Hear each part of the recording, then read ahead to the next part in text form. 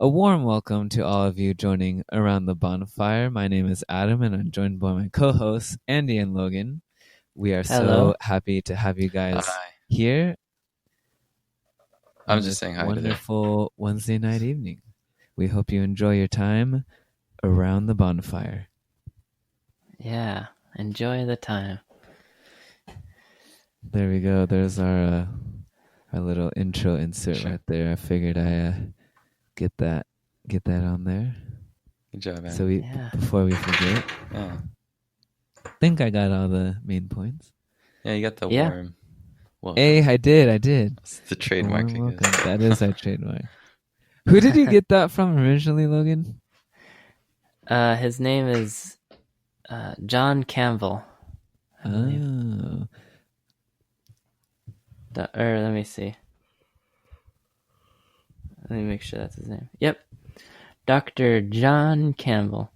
He actually is a guy who gives day-to-day COVID updates, and he's a British man who's like a virologist. I think he's like studied viruses, and he actually is a professor at some university and like talks about, like, he educates people on this exact thing. So he started a YouTube channel about COVID, and well, no, he had one going before COVID, but he's been getting really big because he's like bringing all the information to the table like every day on COVID. He looks super cool, Dr. John Campbell. I'm on his YouTube channel right now. For anyone listening, go ahead and check him out. He looks like a kind and humble and generous old man. He is, and he always says, "Well, a warm welcome to you all." That's where that came from. I like him. He seems like a nice guy. I'd like to meet him one day. Maybe we'll be friends. Yeah. Wait, so he just started this YouTube channel specifically for COVID? No, I think he actually had it going before COVID, and when COVID actually hit, he was just like, I think he just assumed responsibility to keep, like, educate everybody on how viruses work and how the numbers are developing like day to day, and giving his like best professional advice as an actual virologist who studied it for decades.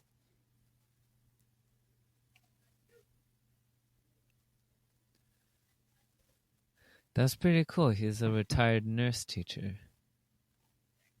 Yeah. Yeah, good guy. For a while, when I was like really paranoid about the virus, I was listening to him every day, actually. Oh, wow. Yeah, because I don't know, I felt like I trust the guy. I could trust him. Yeah, he seems like he knows what he's talking about. Not always the best excuse for trusting someone, but usually if you could tell in the first few minutes if someone's trustworthy or not, I feel like. Yeah. I could tell just by looking at one thumbnail of one video that I could trust my life to the man.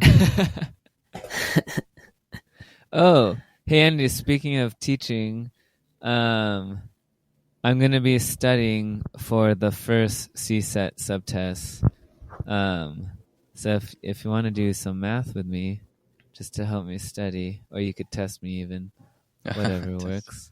I'll be doing that. I'm hoping to take the first subtest on 2 weeks. In 2 weeks. Wow. Okay. Yeah, just tell me when you're doing a study session. Yeah. Well, tomorrow. Oh, tomorrow? Okay. You gotta call us more, Adam. You don't call us. It's like you don't have our phone numbers or something. Oh, yeah. Man, I'm sorry, guys. I don't know what it is. I felt so busy lately, and I feel like I don't even have that much to do, but I feel like, I don't know, time just flies. I don't know what's happening to me, guys. You falling asleep on pizzas? Oh yeah. Huh? You're falling asleep on pizzas? Oh man, that was such a good pizza.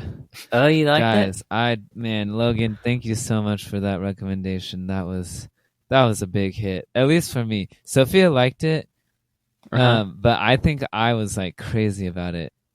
Oh yeah, Like I like those pizzas.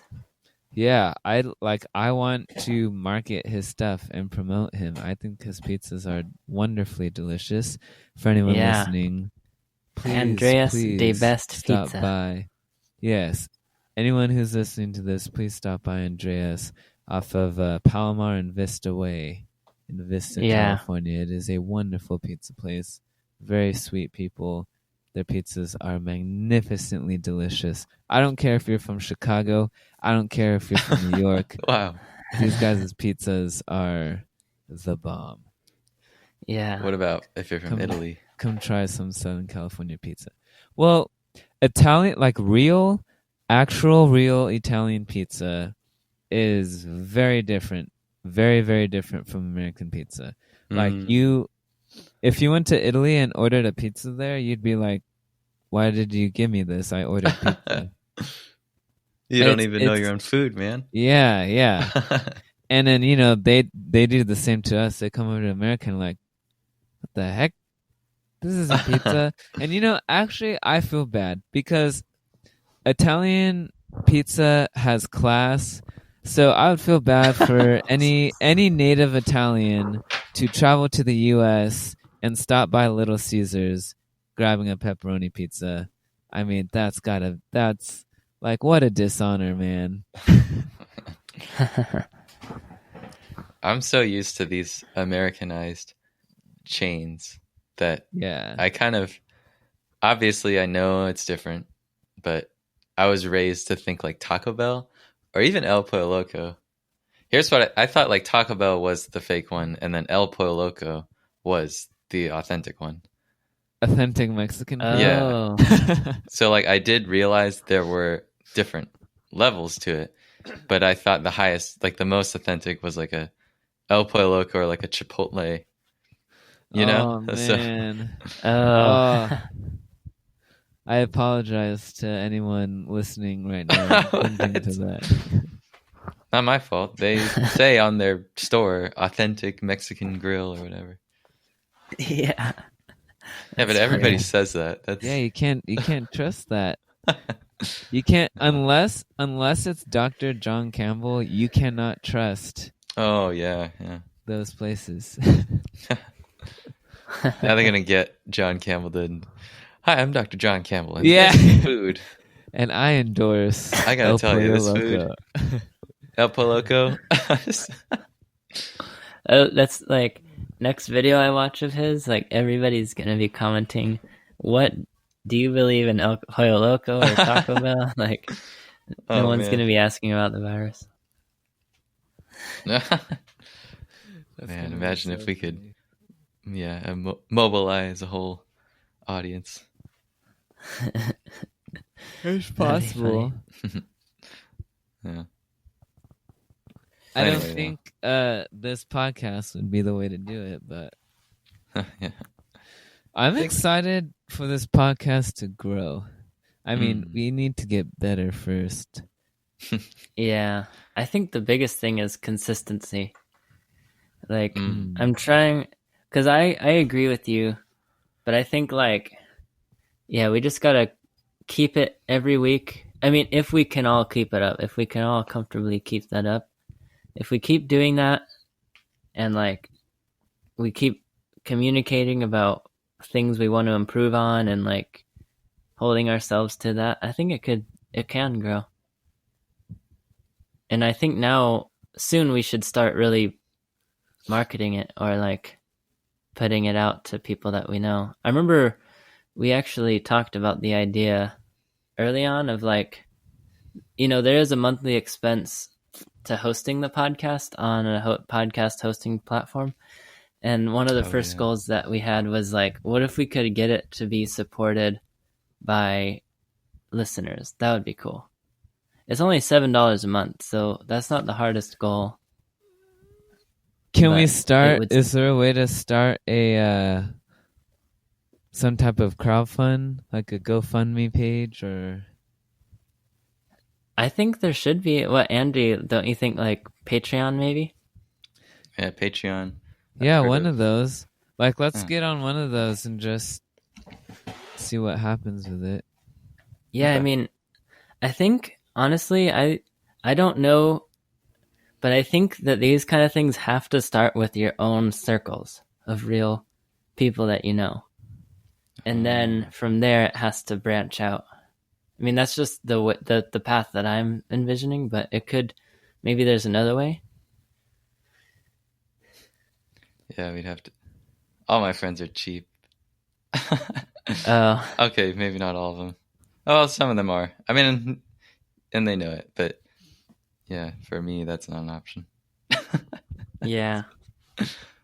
Like maybe family, if any family is like supportive of this way of this thing we're doing. We should get a booth out on the street and just like promote ourselves. Yeah. Hey, come over and listen to our podcast 10 minutes. Yeah. Just kidding. There's gotta be like, you know how there's like Comic-Con and Anime Con and like Audio Con. Mm-hmm. There's gotta be some type of podcast con, you know? PodCon. Probably. A PodCon, yeah. I don't know. Not during lockdown, at least. Oh, but it's not lockdown anymore. I keep forgetting. I don't even know what's locked or not. Are we even in lockdown? I don't know. I don't know either, okay. Andy. Don't worry. You're not the only.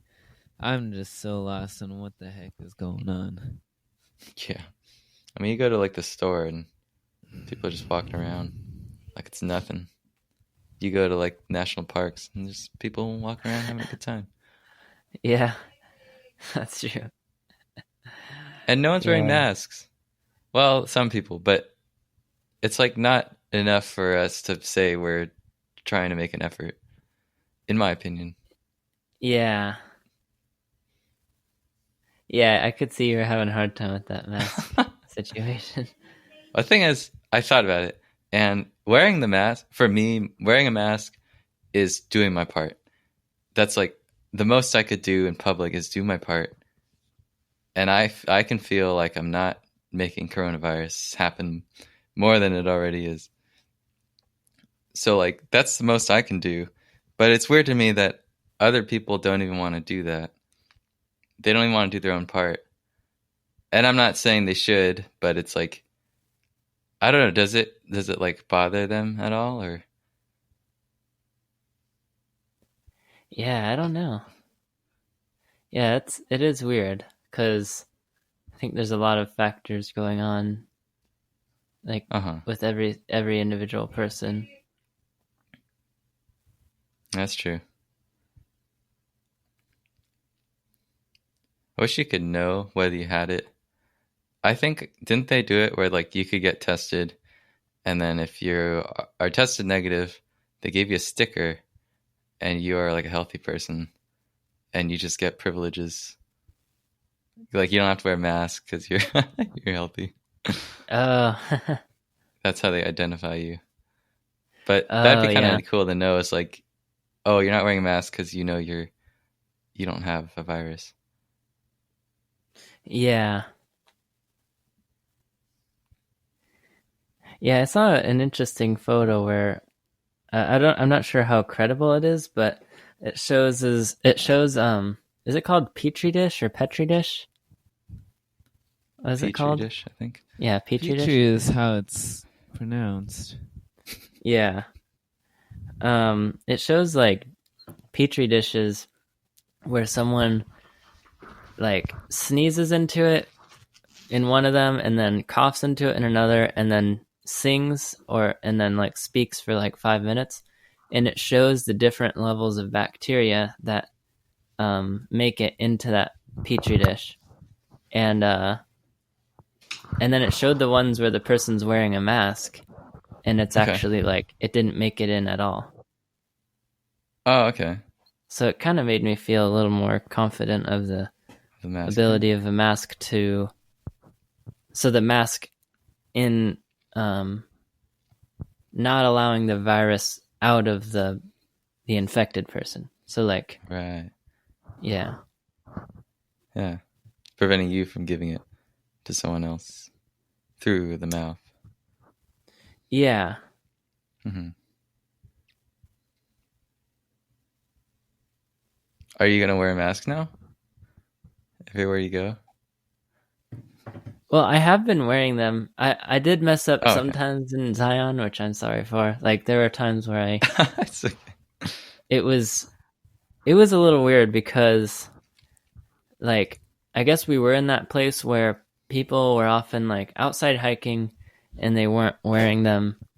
And it kind of, like, would disassociate me with that, like, society or, like, the way that we have to do that. And it almost made it possible to forget. But now that I'm back in, like, regular town, it's easier to, like, remember. And I have a mask in, like, every car that I might be in. And so I always, like, have one with me when I need it. Okay. I carry a mask in my car too. Yeah, I'm not trying to, like, subtly say you guys are the problem. Maybe you are, but you weren't the ones I was complaining about.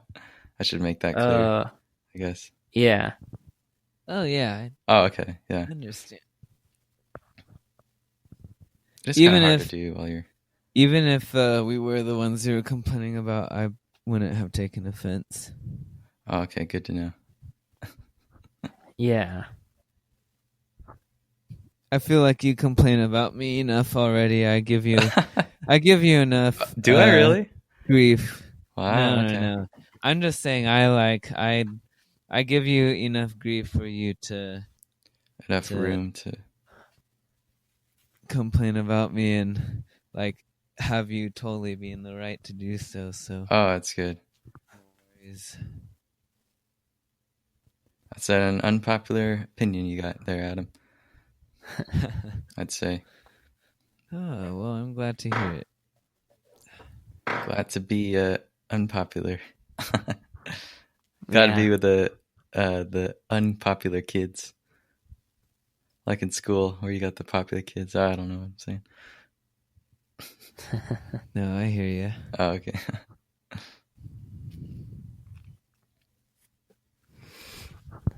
Yeah. I got this video of a bonfire going. I've been just kind of mesmerized by that. Ooh. This guy keeps putting sticks on, and they keep, like, rocking off. And then he has to, like, put it... I don't know why he's doing it, but yeah, he's trying to get clever, and they just keep falling over. It's kind of funny. You should share it. And then I'll watch it with the lights off, so I feel like I'm around the bonfire. Oh, okay. Improve the aesthetic a little.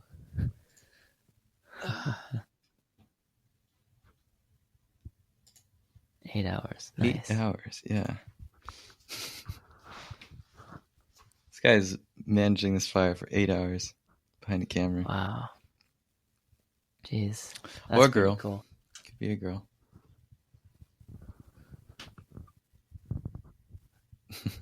It's kind of sad that guy became the term that covers men and women. And it's Spanish. Like, even in Spanish, it's built into their language to group them together. I know. I find that to be kind of annoying too, for just communication purposes. When you say guys to mean men. Yeah, like it would be nice if we had terms that were more generalized so that it didn't have to just mean male or just female. Like, that'd be it would just be useful in a communicative way. Yeah. You could say y'all. Then you sound like a cowboy. Sounds kind of colloquial for me. I'm gonna be a cowboy, baby. Yeah. Uh-huh. Yeah. Sometimes you gotta buy into it though, I think. The one that I've kind of adopted, hella, I just have to say that one, and I allow myself to say it because I don't know what word that's not colloquial can replace that, but has the same emphasis, the same feel. You know what I mean? Okay, give me an example of. So use that in your normal context. Okay. Let's see. Like, this fire is hella hot. Yeah. Or yeah. Why not quite? What about quite hot? No. That's hella hot's like way more. Quite is like, we're I'm talking gonna hella hot. say man. it's hot, but I don't want to really like make a scene out of it. I'm just gonna say it and get out. Hella to me is like everybody who's in this room. Listen to how hot this fire is. Like, I want everybody to know. It's like, come look at how hot this fire is. Oh. That's like you go in a room. You got to park. You take out one of those, what is it? Like foghorn or what are the sports horns that they've got? Air horn. At graduation. Right? Yeah. You like pull one of those out and you do it for a second and then you make a statement. It has that signal that like, it's got that. Never mind. It's like a signal. It's like a flare, like a beacon, you know? Oh, okay. Yeah, what were you going to say? Dang. I'm just thinking. Yeah, so that's colloquial. This fire is freaking hot. Yeah, that's also colloquial. Or if you start going into the curse word. Are curse words colloquial words? I don't know. That's a good question. I would. Hey, Logan, for those listening, would you like to define what colloquial means? Oh, it's like a fancy way of saying slang. Colloquial terms are slang words, and if you wanna elevate yourself above people, you just say colloquial rather than slang. But that's just being silly. There we go. No, I don't know about silly, but well, yeah, I think curse words, swear words, when you use them, if you don't mean, I guess, I don't know if gay is a swear word. Let's work with that one because that's like not really that bad to say, but yeah, how it has like two meanings, and I think a lot of people would disagree with that it's not a. Oh really? Oh. Oh yeah, I think there are plenty of people who would say it is very offensive to say to use gay as a derogatory term. Yeah. Oh, I see. But it's not something they're gonna ban from. Like, you can't not say that on TV or something. Like, there are worse swear words, right? Oh yeah. Yeah, I think it's relatively low on the totem pole of swear words. Well, let's not go with that one then. But the thing was, like, there are words where they have kind of two meanings, and I think they've taken on colloquial status. But depending on which one you mean, I think it could be like the one that the A word, if you know that one, that could mean two things. And depending on which one you mean, one of them is kind of worse, but the other one is more acceptable. I don't know. Yeah. So I think it kind of depends on how you're using it. That's true. It's colloquial if it's used in a colloquial way. There you go, yeah. Like, if I say that is cool, and I'm referring to something that is of a low temperature, then I'm using it in a non-colloquial way. I'm using it in the intended way. Like, this is a cool beverage. Like, that's non-colloquial. Yeah. But if I said, that song is cool, as in it pleases me, or whatever, then that's a colloquial usage of. Or like, that word. Kid is cool. Adam's cool. Yeah. Hey. I was just making an example, boy. though. Oh. So, okay. So, Andy, colloquial is not a colloquial word. Yeah, okay, it is not a colloquial word. So Andy, if your goal was to live a life with no colloquial language at all, how would you replace hella? Because I'm surprised that you actually like that, because I always thought that was one of the silly colloquial ones that I also think the lit, when people would say hella lit. Oh, yeah. I thought that was like a very silly slang that I did not need in my own vocabulary. Yeah. But yeah. They're...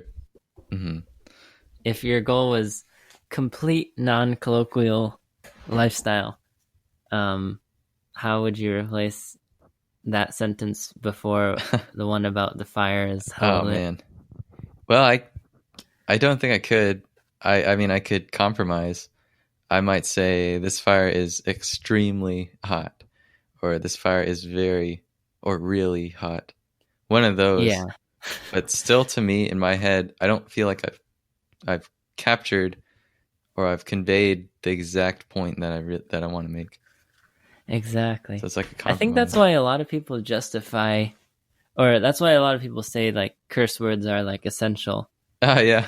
In their vocabulary, because you cannot, because it almost sounds like you're getting to emotion. Like you can't capture the emotion of something in a sentence or a statement without using a colloquial term or a curse word. Yeah, I agree. I think the reason is that we've kind of made these forbidden, or at least we've invented them to be certain things. Like swear words. I think if you didn't have swear words, normal words would be okay to use and get your point across. But by inventing these extreme words, you're kind of raising the ceiling, you're raising the bar. So everything else is now relatively further away from the bar. So I've kind of felt like I'm now in this corner where I have to match the bar that's been set and use these colloquial words, swear words, because whether or not I agree with them as like a principle of you know non-colloquial words or not, I still think the bar is there, and you kind of have to give in to that. Does that make sense? Yeah. Okay. Yeah. Yeah, that makes sense. Okay. I'm trying to get better at explaining things. It's interesting. Yeah. So there's still a limit, though. I don't really like... I think, personally, I don't like swearing.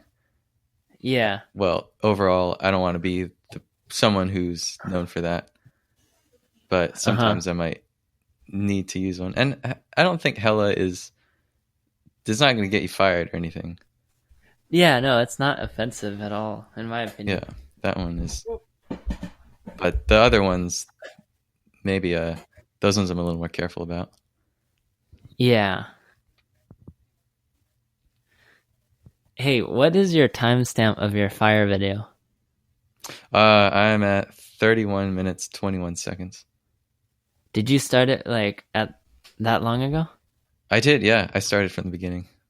Oh wow! All right, I'll go to where you're at. Okay. 31 minutes and about 32 minutes. Let's go to 32 minutes and then pause it. Pause it, and we'll all start it at the same time. Oh yeah, okay.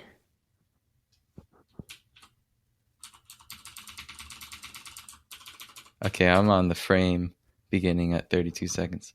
32 minutes. All right, cool. Yeah, me too. Are you watching, Adam?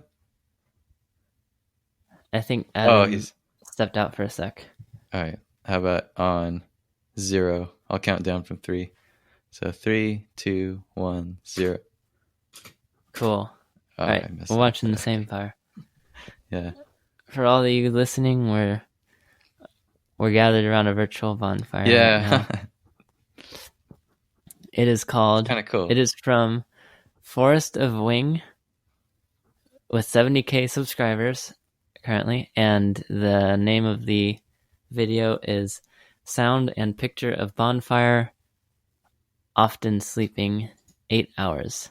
8 hours. That's what, if you want to watch, I'm at 32 minutes and 35 seconds. I'm a little bit behind, but I'll catch it. I'll catch the replay as you're going. I was talking to my brother about like the idea of uploading the audio podcast, and then the video one would actually be video of a bonfire like this. Oh yeah, I think that would be cool. Yeah, I think we could have some fun with it too. Yeah, it doesn't just have to be a video. Mm-hmm. I've always wanted to do some kind of like audio visualizer, not necessarily music, but yeah, so something with a lot of the fire, maybe colors. I'd probably want to do it in Unity or something, but somehow some kind of visualizer. That could be my contribution. That would be awesome. Yeah, I think sometimes I think with this podcast, we kind of just kicked it off and it's just coasting. I mean, we're doing the conversations every week, but we could afford to, improve it and add things and make it cooler. I think that would be really cool, personally. Yeah, I like that. We're always kind of inventing or innovating and improving. Yeah, because I think that is how things become successful on like the internet. Oh, that might be. The only problem I have with that is if somebody likes, like let's say somebody likes the current format that you have something. I've seen this too. This has happened to me a couple times. But by the time they've been able to where we are, this format, you've already kind of morphed into something completely different. And so now you can't like react to their praise because you're kind of already going forward. So like, how do you know where do you want to stop? Where do you want to, settle? And I guess it's up to the artist or the creator, but I don't know. That's something I think about. Yeah, I've thought about that a lot too. Like the concept of creators placating to their audience, like, seeing in the comments people didn't like this thing, so then they really try to make it just for them. And sometimes I think, if like a true artist, shouldn't you just be making what you believe you should make, what is authentic to you and your own subjective interpretation of what you want? Like, wouldn't that be the ideal thing? That's what I think. Yeah. Yeah. Well, okay. And I'm on board with that. Oh, okay. But it's good to hear out the audience too. Yeah, I think as long as it's tasteful. Yeah. Even if it's not, well, this is like a very broad thing, but yeah. Even if it's not, if your goal is to satisfy a lot of people, then I think you do have to keep it within a reasonable amount of tastefulness, palatability, which I don't think is that hard, but sometimes things can go off the rails in terms of creativity and experimentation. Yeah.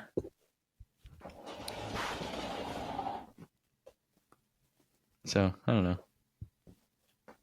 But I do like the idea of trying new things, keeping it, keeping things different. Or not different, but trying to find that sweet spot if you don't think you're already there. Yeah. Rather than, whatever the opposite of resting on your laurels is. Oh, yeah.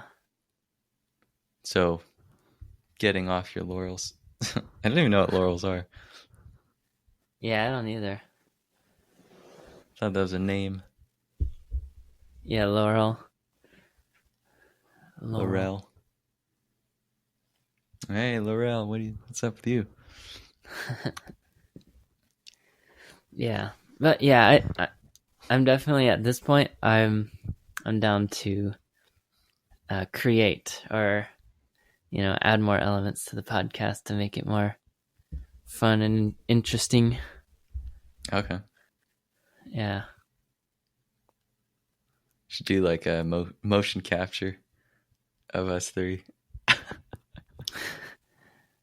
What does that entail? What equipment we need? What's the equipment and what is a motion capture? So let's see. I know for sure there's a movie called Monster House. Have you seen that? Oh, I think is it an older one, like a 3D movie? Mm-hmm. Yeah. I just know, I'm probably sure I could find a better example of motion capture, but I know for sure they used motion capture to create that film. And you wear a suit, and it captures all your movements, and then they go and render a digital character using your movements. Oh, I see. Yeah. I think they clean it up a little bit, but what you end up with is the performance of the actor, but displayed through a digital character. Oh, okay. And so you got to have these really expensive suits and cameras, I think. I looked it up. I think it was at least like $5,000 per setup, per rig. Oh, man. I don't know. I remember it just being so expensive that I didn't even want to do it. But that'd be really cool to get to eventually. Just have motion capture. Wow. Yeah. But yeah, and then you could see us sitting. We could just like render us around a bonfire. You could have like a crazy hat or whatever. I don't know, whatever you want. It doesn't have to be a hat, but yeah, that's a next step, is a motion capture. Oh man. Yeah, no, that's a good idea. I don't know if you have $5,000 lying around, and then we'd need 3 of them because we can't all be using the same rig. Yeah, that's true. Man. No, let's not do that. Would the goal of that be a VR experience of our podcast? Oh, you could do that. Yeah, I was thinking just render it, just like make a Pixar film. It would be like that, but I mean, it would have around the same length as a feature film. But okay, they could just watch us. So like, I could be making a hand gesture, and you'd be seeing it. I could be like pointing at a fire. Yeah, and you'd see that kind of thing. Yeah, imagine that. Like, you have a podcast, like in 10 or 20 years from now, or maybe less, and you've got the audio format of it, and then you're like, all right, guys, if you like this, check out our YouTube video and or our VR experience. And like the YouTube video, so like the VR experience would be everybody has motion capture, and like a consumer of it would put on the VR headset and they would like basically join them in a way, or just kind of witness the experience in like a 3D world. Wow. Then, yeah. Or you could just have the YouTube video where you've got the 2D window into the world, or however you would think of that. Mm-hmm. Okay. Wow. So it's like you get to eavesdrop on a conversation. I mean, I guess that's what podcasting is already, but eavesdropping spatially too, not just listening auditorily, audibly. Huh. I could see that being a future, or part of the future. Yeah. That's just what I think, but yeah, I want to see more VR. I really just Do you know about VR chat? Yes, I do. It's kind of the only one I've seen where people can socialize. And I don't know why that's not really like taking off. To me, that seems close to what Ready Player One tried to be. Oh, yeah. Or maybe, well, and then I think Facebook is working on their own platform for that too. I don't know when that's coming, but if not VR chat, I think it is going to be the Facebook one. So for that, can you do that on your smartphone with a VR headset? I don't think you would be able to. Maybe. Then my theory is... Yeah, go ahead. I think why it hasn't taken off then is because I think VR is still kind of a bit expensive, right? Possibly. I wouldn't say it's so expensive that people won't work towards one or save up for one. Well, okay. What do you think is the cheapest way to get into VR? And roughly how much would it cost? Cheapest way is probably Google Cardboard, which I think costs like $7 before shipping. Yeah. It's very cheap. But their selection is pretty bad. You got some gems in there. Like there's this one game I'm thinking of. I think it's called Run VR. Oh, that's a banger. Yeah. So I mean, Run you got VR. a couple things that are pretty okay, but that's the thing is like you're paying $7 for $7 software. Okay. But then there's the Oculus Quest, which is I think the next. That's like the first decent level VR headset that I think you could buy. Yeah. I mean, there's a bunch of stuff in between, but I think that's the next step for people where you like notice a big difference in terms of like the quality of virtual reality. Yeah. So the Oculus Quest goes for... Oh, yeah. Are you going to say something? I was going to ask that what you were just about to answer. What is the price of Oculus Quest? Yeah, so I think the cheapest model is $400 before tax. Okay. And that is... Yeah, okay. I will acknowledge that's somewhat expensive. But, I mean, people spend more than that for like a new phone or a new computer. So... That's true. It's not to say you can't like save up for one or do payments or something like that. And there's some good stuff on there. There's like a lot of good stuff on that platform, in my opinion. Yeah. Well, because I've had this discussion too, and like, because I think VR will be big, but the thing is like that is still kind of expensive, $400. And the thing about a smartphone and a computer in this day and age is it's relatively essential for people to have. So like people budget things differently when it's like for an essential item versus like an item that they might deem as like a entertainment thing. Okay. And also like I think that's also like a kind of a high barrier to entry. Like think if you're a person that's never had VR, you don't know what it's like to have it, and you're not that motivated to get it because you don't really know. So like, why would you want to spend $400? Whereas if you like, maybe if you went to your friend's house all the time who had one and you really understood how cool it is, then you might be like, yeah, I got to save up $400. But I think when the barrier to entry is lower, then people would probably get into it more, and I kind of look forward to that time.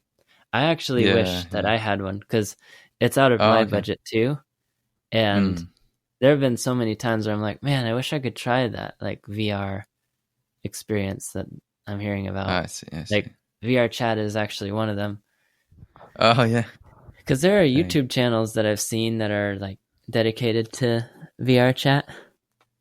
Oh really? Wow. Yeah, you might like it. Well, there's one called Syrmor. I don't know if that's how they pronounce it, but it's Syrmor. And this guy It's really interesting. I love it. Like, at least the earlier ones I liked more.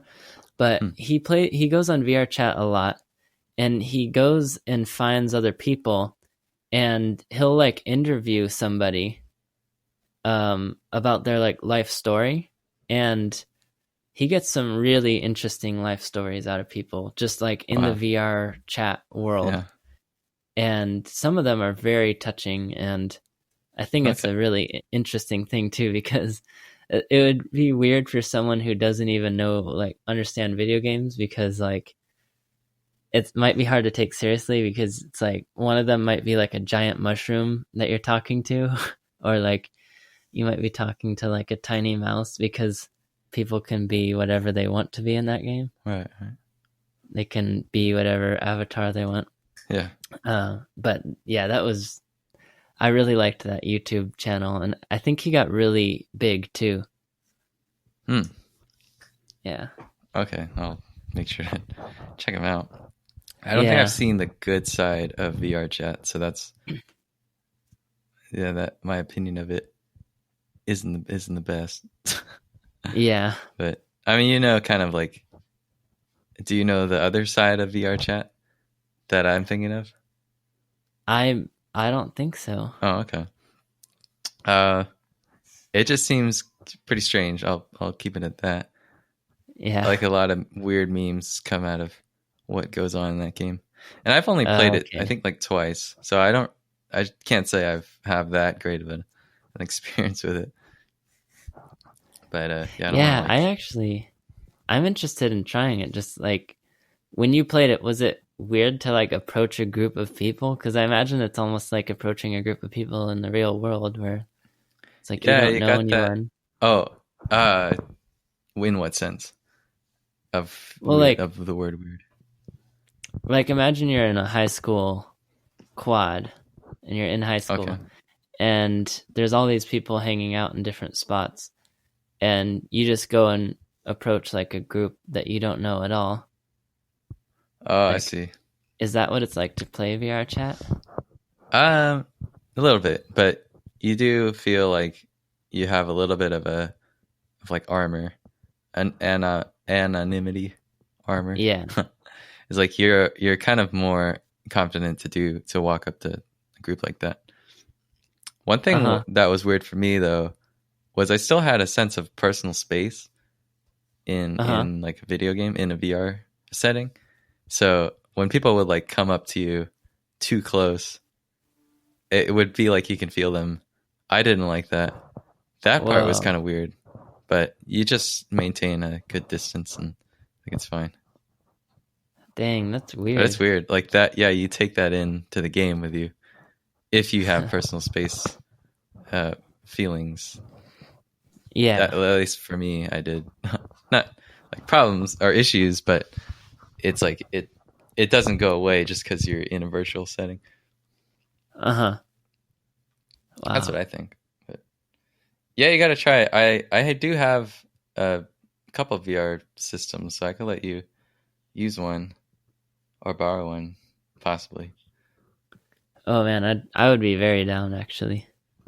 All right. I'd have to look at your computer, see if you can handle it. Oh, and that might have been another. I do have a Quest. I don't really use it, but I did want to have it around. We'll figure it out. Let's figure something out. But the Quest is nice because it's standalone. You don't need to worry about hardware, which is why I think that device, that's the $400 device. That's why I thought that was a really good entry-level system. And I thought more people would jump on that one, but I think it just needs some more time. I think you're right. I mean, it's relatively new, isn't it? Like, not even a year old? No, I think it was around for... I'm not sure. I think it's been around for 2 years at least. Oh, dang. I've had this one maybe a year, but I think it's been around longer than that. I can't really know for sure. Mm-hmm. I'll let you try it. If I haven't let you try it. That'd be a surprise, but maybe I haven't. Yeah, I'll make sure you you get to play with it a bit. Yeah. But okay, so going back though, you're saying it's a pretty high barrier to entry, which I think is true, and I think $400, I could see how that's kind of hard to justify getting something like that.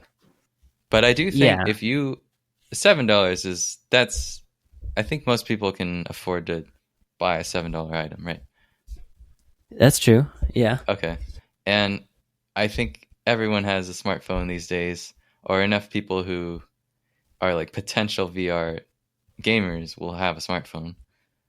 Yeah. So what I'm kind of thinking is, I don't know why this doesn't happen, is where you get the $7 Google Cardboard and you try it. You see what the sensation is like. You get a feel for it. And then that's your test.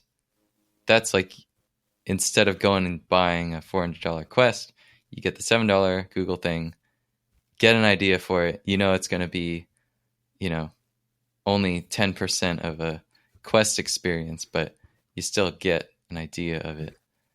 And then you go and buy the Quest. Yeah.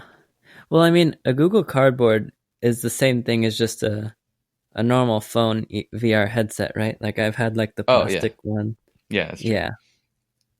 But I think it's the cheapest you can get. The absolute cheapest. Yeah. I see. So that's why I'm saying that one. But well, what's something you would recommend on that? Because I don't think I explored too much stuff with the VR headset like that you could just find on your phone.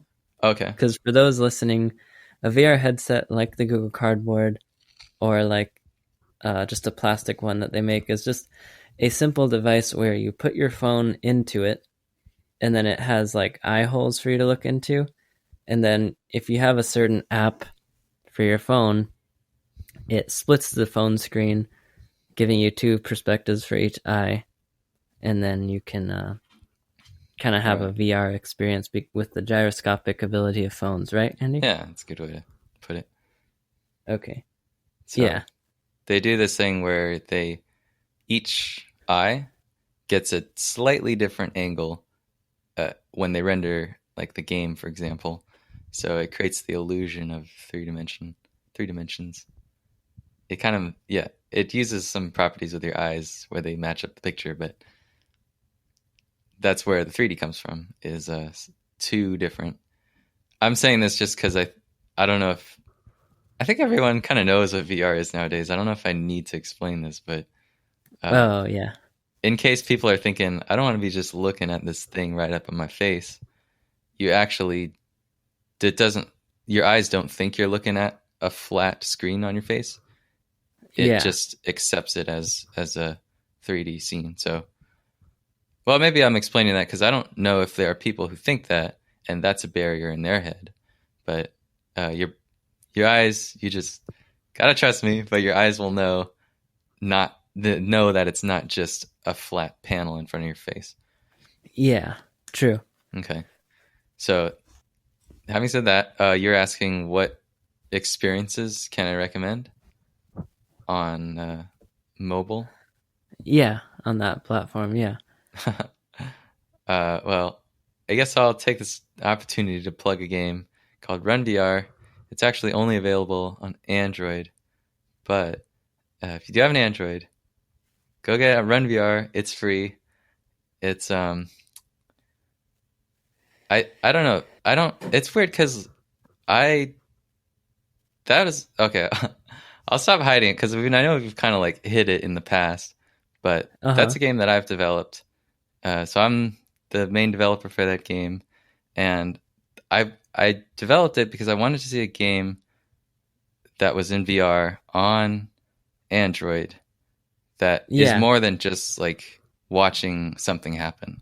A lot of the games that you see, I don't really want to call them games because they're just kind of you participating in some kind of cutscene that's already happening for you, where you don't have too much control. Like a roller coaster? Yeah, like a roller coaster, or you might be in like a car and it's driving for you and you get to look at stuff. So that was kind of an issue. I thought with this, that was an issue I saw with the state of VR at the time. Yeah. It might be a little bit different now, but so that game was a response to seeing these games that aren't as interactive. So the thing with Run VR is I try to give you a fair amount of interaction, and also it tries to balance not being sick, not getting sick, because that's also a thing.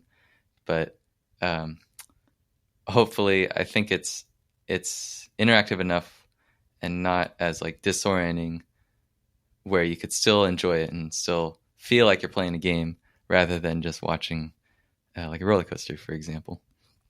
Yeah. So that's one I can recommend. There's another one that I think also did what I was saying, was it's like it's a playable thing and it's not too nauseating. I think it's called Fruity Racer.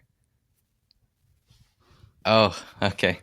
Try to find it by the name Fruity Racer VR, but I don't know if that's... Okay, let me just find it. Okay, it's called All-Star Fruity Racing VR. This is also free. Really well-made game. I think it's one of the best-looking VR games I've seen for mobile. Okay.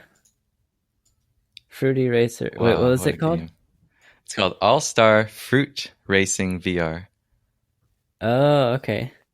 I might have said Fruity Racer the first time, but here it is one more time. All-Star Fruit Racing VR. It's by XR Games. Okay. I don't know if it's on iOS, so sorry if it's not on iOS, but it is available on Google Play. So in this game, you take control of this car, which runs on fruit. So you, as you're driving, you have to collect fruit, and the fruit goes into your engine and it gives you fuel. So that's why it's called Fruity Racer. But it's kind of like a Mario Kart, but the graphics are really playful. It's got like a fruit theme, and it's VR. The way you control is you kind of look where you want to drive to, and your car will kind of steer in that direction. Oh, yeah. Okay. Really cool way of moving, I think. Yeah, go check it out when you got time. And so did this exist before or after Run VR? I discovered this after Run VR. Let's see. Came out or updated August 3rd, 2018. That's not to say that's when it was released. That's just all this store will tell me. Okay. But those two games that I can think of are maybe the most interactive, at least for Google Play. All-Star Fruit Racing and Run VR. That I can recall. Let's see. You'll probably find more too. Oh, there was one called, I think it's called Hard Code. Yeah, it's called Hard Code. The name of the game is Hard Code VR Game. It says Hard Code online puzzle shooter. Pretty good looking game too. Controls. Another thing is you do need a controller for this one, I think. Yeah, that was another barrier, is some of these games require a controller, which I see. Can be kind of weird to set up, but I'll tell you, Run VR doesn't require a controller. I don't think Fruit Racer does either. So, but I think the point of these experiences just to give you a sense of what a $400 system is going to give you. And I think that's how you have to approach these games, especially for the $7 price tag. That's true.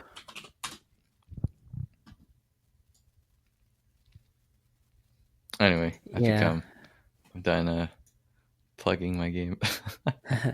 Yeah, everybody should go get Run VR on Android. I've played it. I recommended it to several friends, and it is cool. It is quality. Yeah. Thank you.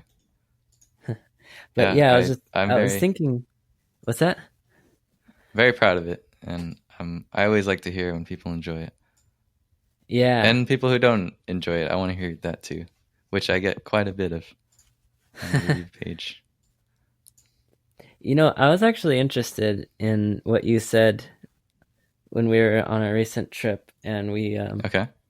I asked you, why did you remove the price tag? Because for a while, you charged an amount for Run VR. I correct? did, yes. I did. So what was the price of it in the beginning? Okay, so Run VR, when it came out in 2018, I was charging $2 for every install.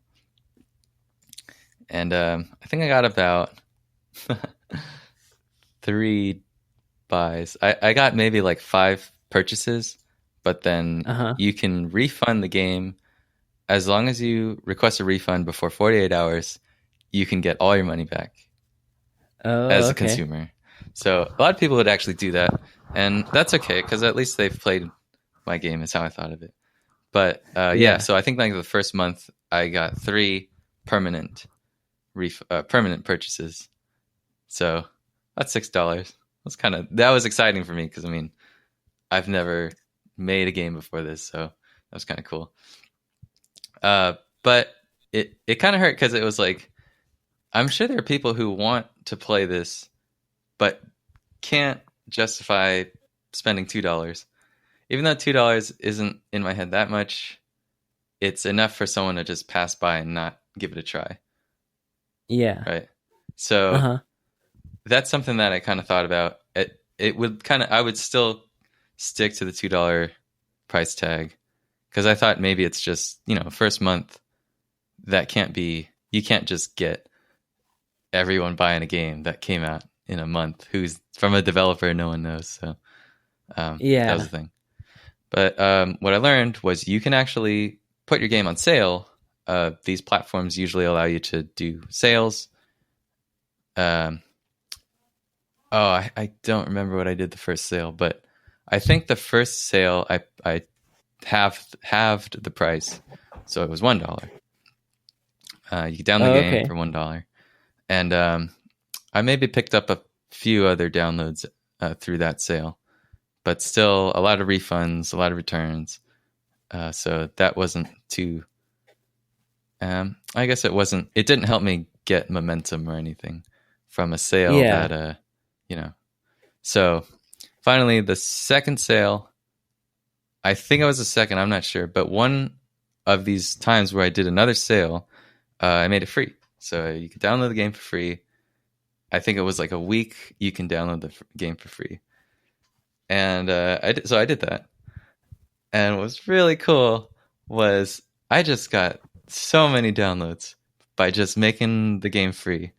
I think I got like 10,000 downloads in a week, which was that was huge for me. 10,000 people downloading something that I made and getting to play it and hearing their feedback. That was just a really great feeling. And I hope everyone can have like a feeling like that because it's something else. But that's another discussion. So anyway, that happened. The sale ends, and now I go back to the $2 thing, and no one was buying it actually. So no one would pay the $2, even though I've kind of gained some reputation. So that was a little disappointing. I shouldn't say that was disappointing, but not what I expected.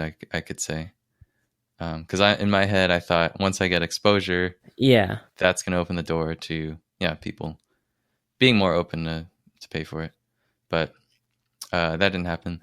So then I just kind of kept doing these free sales. You can only do one every month, or you have to wait a month between sales.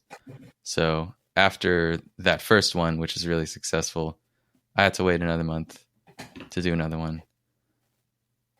So I would do that. I think I did that for about 6 months of waiting. Waiting a month, do a sale. It lasts about a week, and then you wait another month. I do know the sale. And every time I'd get a little bit more downloads, which is really cool. And I'd just keep kind of building up this momentum. Yeah. Okay. So then at some point, I just decided, I think I had to just think about it and like what I really wanted out of this experience.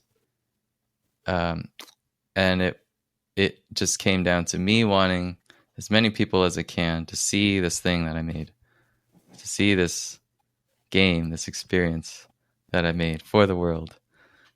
So what I ended up doing was making it free permanently. Once you make a game free on Google Play, you can't change your mind about that. That's permanent. Yeah. So that's kind of a big thing you have to decide is if you make it free, you have to commit to that. So I thought about it and I decided to make it free. And the most important thing to me at that point was just to anybody who wants to see what I've made, they can, and they don't have to worry about price tags or hardware. Well, I guess hardware is a different thing, but I wanted to give them one less thing that's preventing them from seeing what I've made. So made it free, I think in 2019. And yeah, so ever since I've been getting fairly consistent downloads, monthly downloads, which is pretty cool. I got to look at the graphs too, because I think it was increasing at an increasing rate. Or, okay. Like it wasn't plateauing. So I think I'm getting a fair amount of exposure. So that's really, to me, that's good because that means I'm doing what I wanted to and letting people play it, letting as many people play it as I can. So. Wow. Yeah, that's really cool. And I remember you had said as well, like was the general idea that you had that you don't believe in like putting a price tag on your own art or something like that? Oh, I see. Yes, and I have to, there's kind of two parts to that. So I believe without any influence from other, like, because there are other factors that go into this, and I'll get into that in a second. But I do think artists, if they're truly passionate about what they're doing, I don't think there's a need to earn money from it. I don't think there's a need to, there shouldn't be the motivation, money shouldn't be the motivation for what you're creating. That's what I believe in. If you disagree with me on that, I want to get into that. But I think you were pretty agreeable when I brought that up. So maybe that's, yeah. But that is something that I do like to think about. Yeah. Wait, say that statement again, Andy. Money shouldn't. I think all else aside, an artist shouldn't have money as like a motivation for their art or creating their art. Yeah. But yeah, see, because I believe that. I don't know how much of an artist I would say I am, but maybe it's different, and I want to know. If it is different, I want to know why it is. So I'm not like too firm on that belief, but that's what I believe today. If you were to ask me today. Okay. But here's the thing. So I do think you can't always achieve your art, your vision, because you do need capital. I think you generally need capital to make art. So I do think it's acceptable to use art as a means to fund your art. So it's kind of like a stepping stone. But as long as you say eventually, I'm not going to rely on this, I'm not going to rely on making money from this to like fuel my motivation. Okay. Yeah, because I was agreeable when you first mentioned it, and I do like that sentiment too. Like, but then I was thinking like, what do they call like the top of the line games, like A-list games AAA. or something? Oh, AAA. titles. I call them like, how AAA. could that even be possible without money? Like, okay, yeah, that's yeah. So that's where like it gets a little weird in that you can't. I would say though, this might be a little radical, but I would say a lot of those aren't like an artist trying to make something that they think is artistic. It's more of just a cash grab to them. So I think that's why those are sometimes possible. Not all the time. I would actually say I think a majority of those are not the case where they're cash grabs. But I do think that can happen. So I don't know. And I do think you do need capital to make sometimes to achieve your vision. So I'm not going to say you can't use money or use a lot of money to make something. Okay. Yeah. That makes sense. So maybe this only applies to indie developers. I'll say it mostly applies to indie developers. Uh-huh. Yeah. Let's go with that. Hobbyists. Okay. Yeah. Hobbyists, I think, is where I'll leave that. But by all means, if you disagree, or if someone in the audience disagrees with me, I would like to discuss that further. Yeah, what do you think, Adam?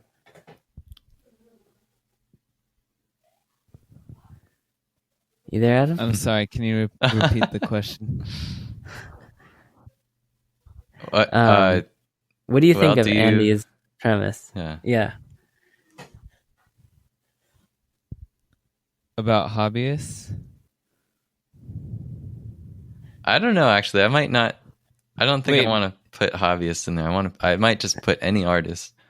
Wait. The premise that artists shouldn't perform their art in search of money, that premise, or what? Which premise? Let's go with that. Yeah, so I definitely agree that if you're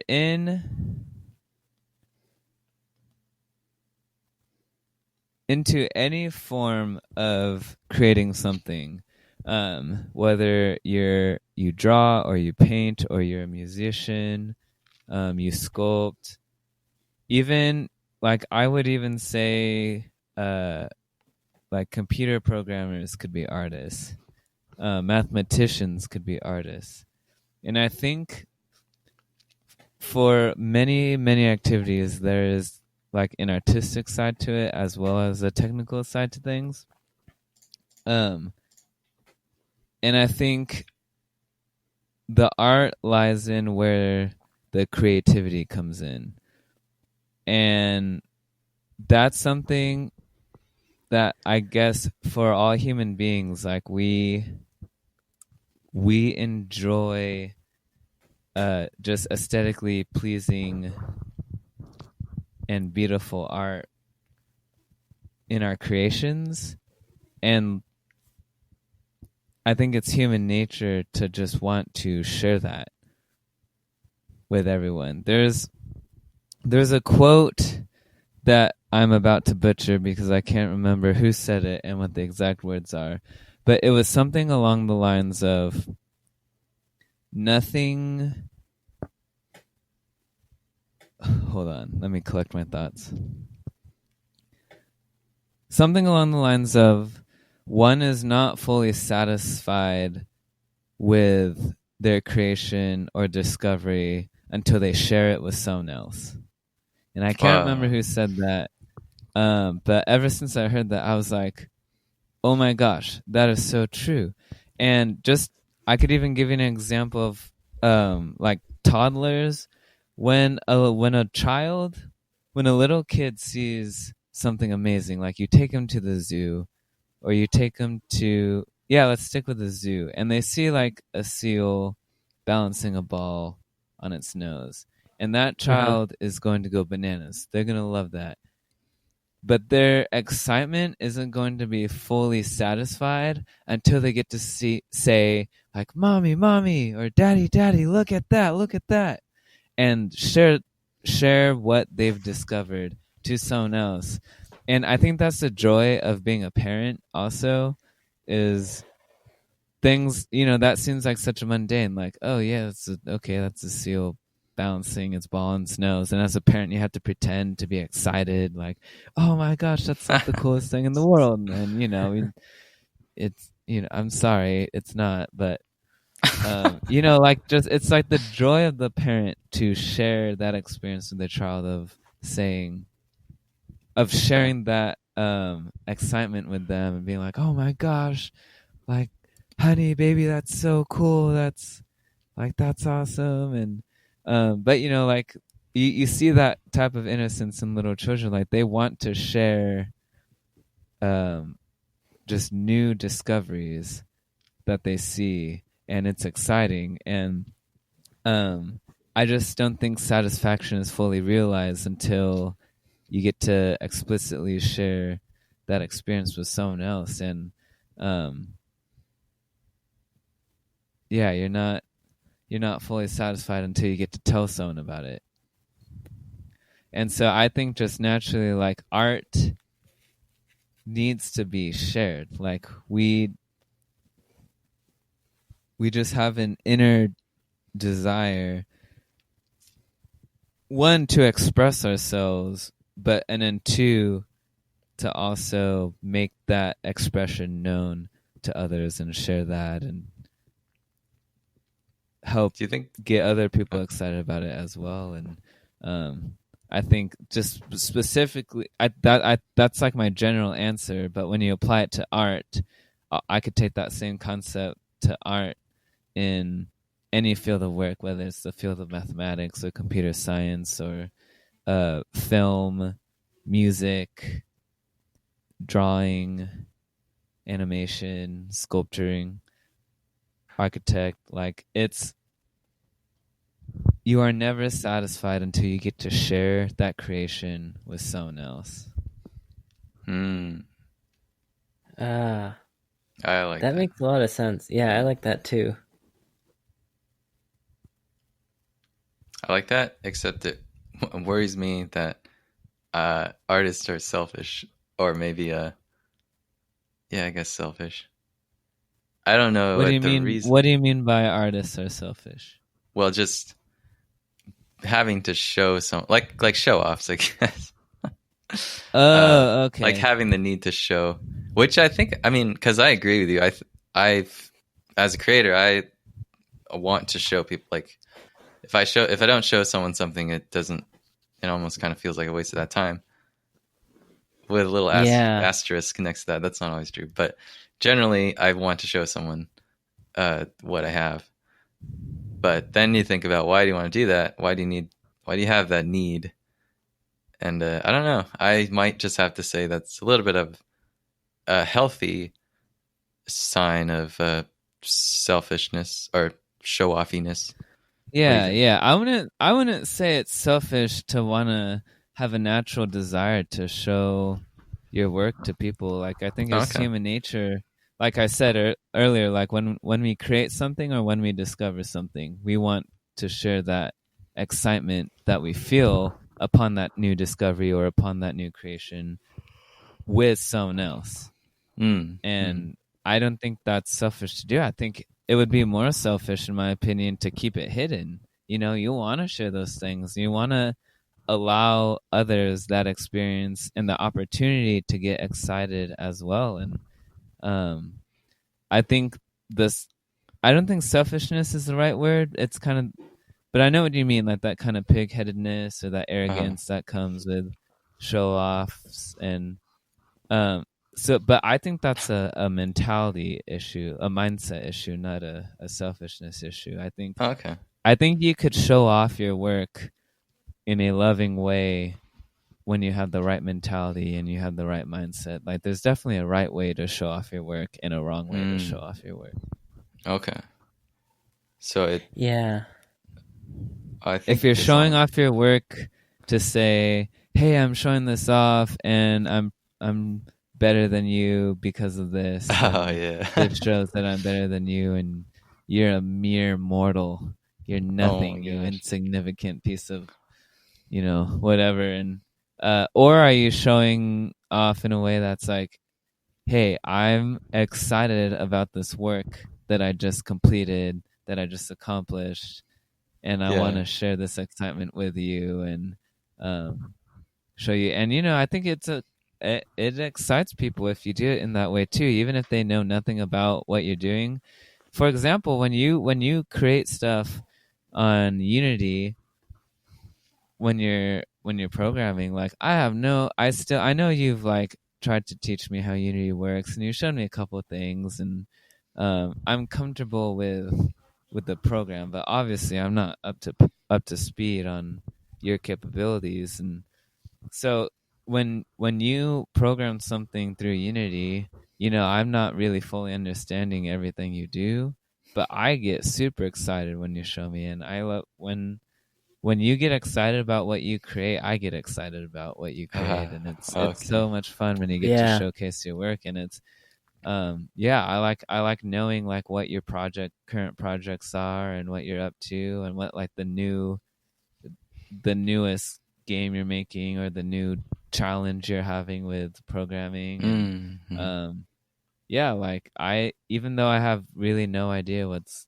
actually going on, like I still get excited about it when you accomplish something in Unity. And I think just kind of that whole idea, that whole concept could be extended upon, others doing artistic creativity in their own fields of work. Okay. Thank you. Yeah. I have something to add here. Oh yeah. And it's something that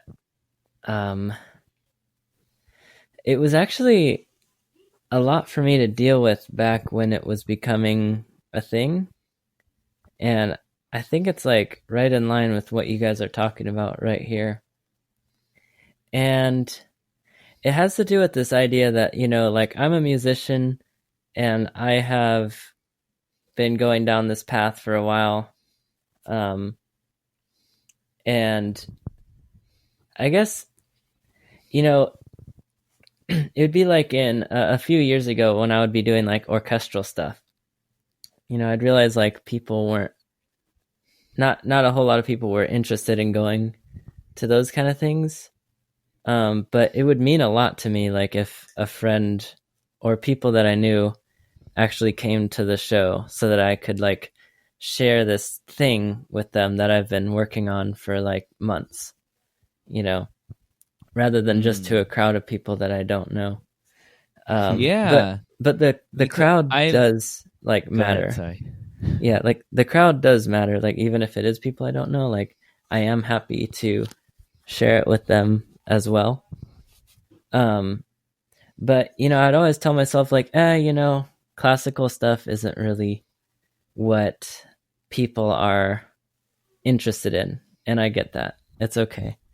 So sometimes there would be like disappointment, but I would just like kind of justify that to myself and think like, well, this is my path. Like that, not everybody's necessarily going to be interested. But then back in April of last year, this opportunity came up for me to be in a reggae band, which was something I had not anticipated, and I never planned or thought I'd be like in a reggae band. But the band is more of like I feel like a popular kind of style of music. Like sometimes it's rock music. It's a lot more of a laid back atmosphere, a lot more like informal at times, but the music is very, I don't know. I feel like it's played by highly skilled players. It's just a much different setting than like a classical thing.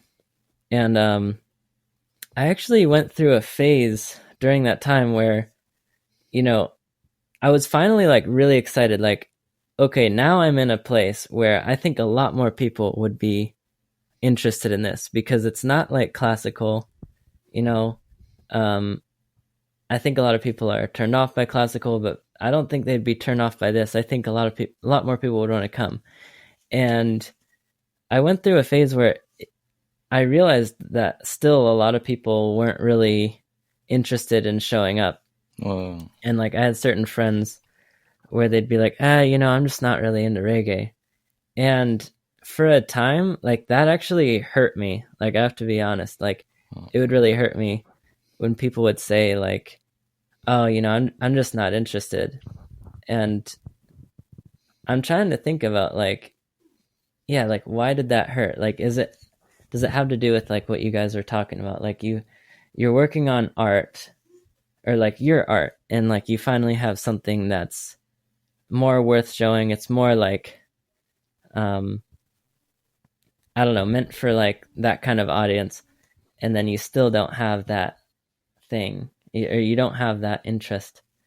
I did have a lot of friends that would come like over like the year. Like I would keep working on people, and when people would have the opportunity, they would come. And whenever someone did come, it meant like the world to me for some reason. But in the end of the day, I had to kind of keep talking myself through this whole mental thing that I went through, and I eventually tried to just convince myself like I'm doing this for these people. Like I would be on the stage performing, and I'd look at all the people that I don't know who are like really into it. People that, I wouldn't even be as into it as them if I was in the audience. But I eventually convinced myself like, you know what, I'm doing it for them. Like they love it. And my ability is able to participate in like the joy that they're experiencing right now. So in the end, that kind of helped me. And there was a part of me that tried to kind of release this desire of having people come to my shows and just let go and just be like, I'm not even going to invite people anymore. But then COVID happened. And so I'm still at a spot of like not knowing exactly how one should manage their expectations in this kind of setting. Because I would go back and forth a lot. But yeah, I don't know. I wonder what you guys think. Like, do you think it's right to feel the way that I was feeling? Or do you think that you would? Or do you think you should, as like an artist or like as a performer, like you should just, hone your craft and whoever shows up, shows up? What do you think? Well, I definitely don't think you're in the wrong for having those feelings. I think that's completely natural to have those feelings. And yeah. I think you're right in saying that there is some sense of similarity with how it ties into what I was talking about earlier about just how we had that desire to want to share that with others. And so, yeah, I don't think there's anything wrong at all with having those feelings. I think those are completely natural feelings to have of like wanting to share that with others, but then if no one shows up, like that being hurtful in any way, shape, or form. And but yeah, I still definitely want to come and watch one of your shows. I'm still excited for that experience, and I think that's awesome that you want to share that with others. And just seeing that excitement. Yeah, it was an interesting thing too, because like in our band, like it is, we discuss it like in person that like promotion is kind of essential for this band. Like it's kind of like every member's job to promote every single show.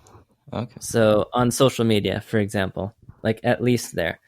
And so, every member is on social media, and they would also see like if I have promoted or if I haven't. And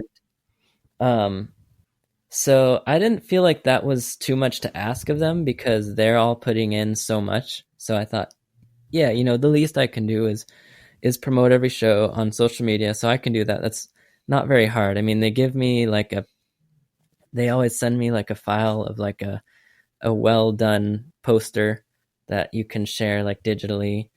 And I'll just, I'll tag the location and just tell people to come.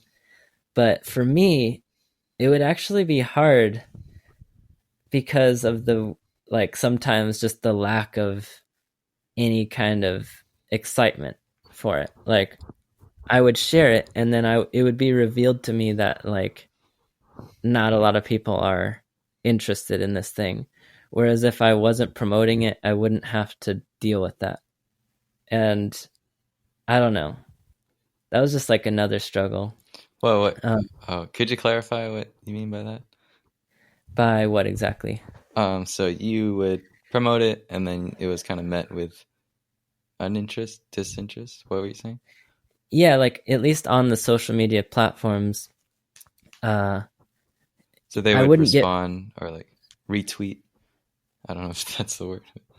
It would be like a lack of that. It would be like a lack of engagement, I guess, with any of these like posts. Like a lack of people saying like, yeah, I want to come. It's more like people kind of just scrolling past it and seeing like, yeah, he's got another show, whatever. I don't want to go. I mean, I don't know what anybody's thinking. People could also just be busy. And that's another thing I've had to tell myself too. Like, people are very busy.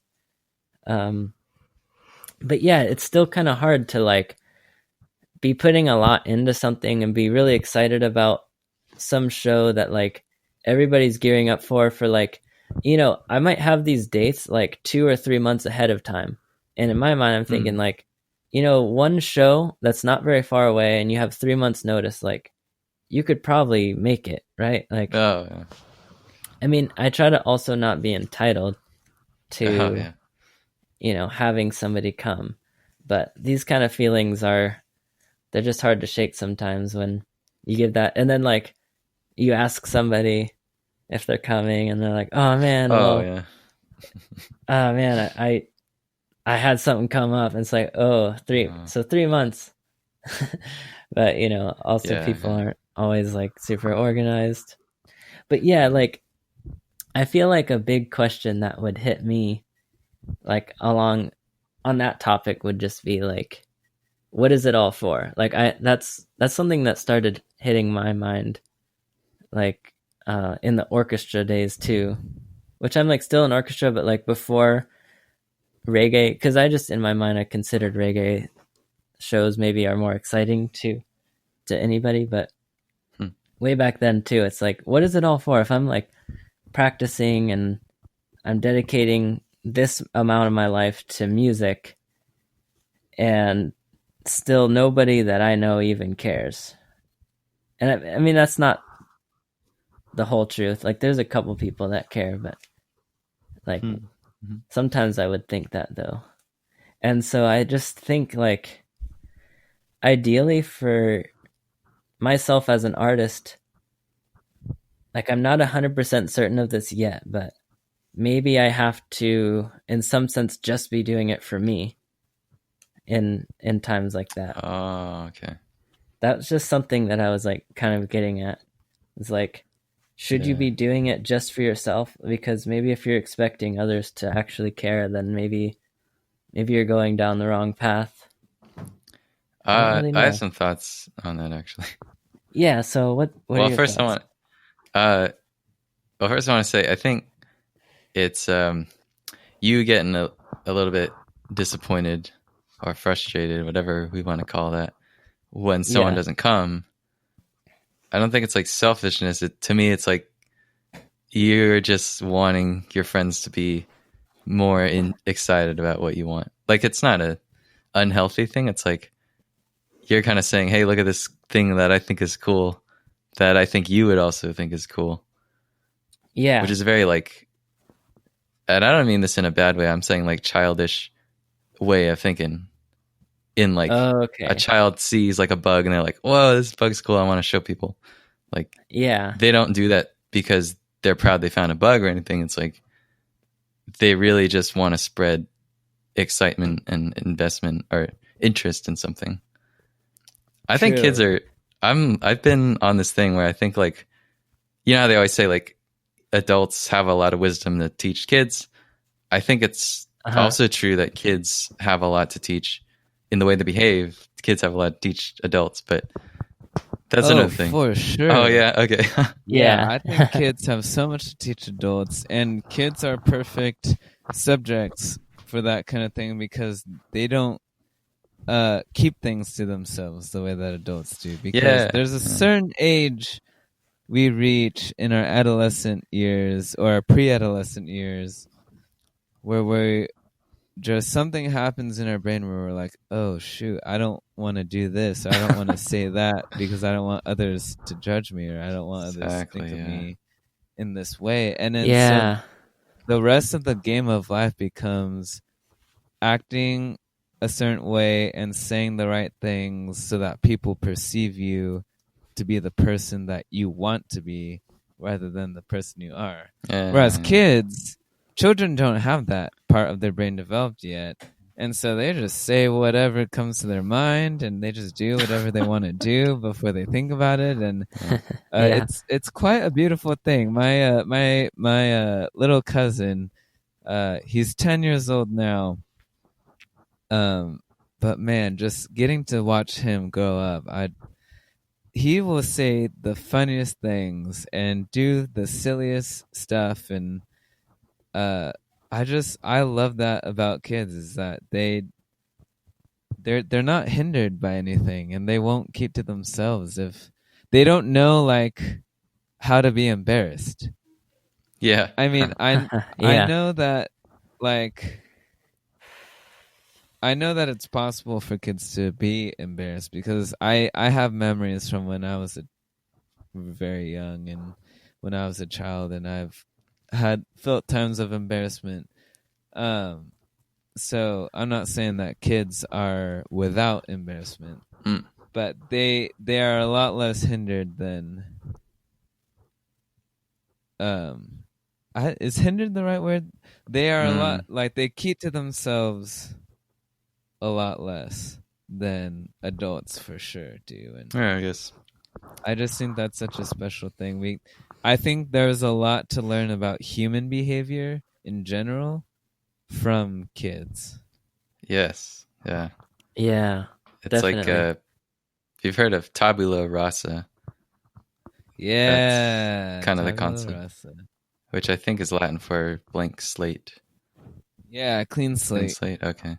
So that's I think babies, that's more has to do with them, but kids are old enough where they can do stuff. But anyway, so the reason I brought that up was because like I think certain kids or certain adults these days, you try to show them something that you're interested in, and they'll be like, hey, you can't show me this, like I'm too old to be excited for that.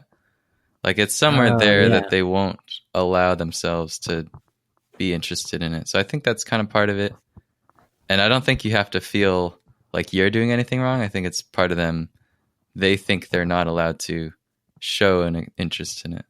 So I see. I don't know if that's going to help you, but I think it's not you most of the time. It's like some people, because I think I've been there where I'll tell people I'm a game developer, and they're just like, I don't care. That's good for you, but I don't really care.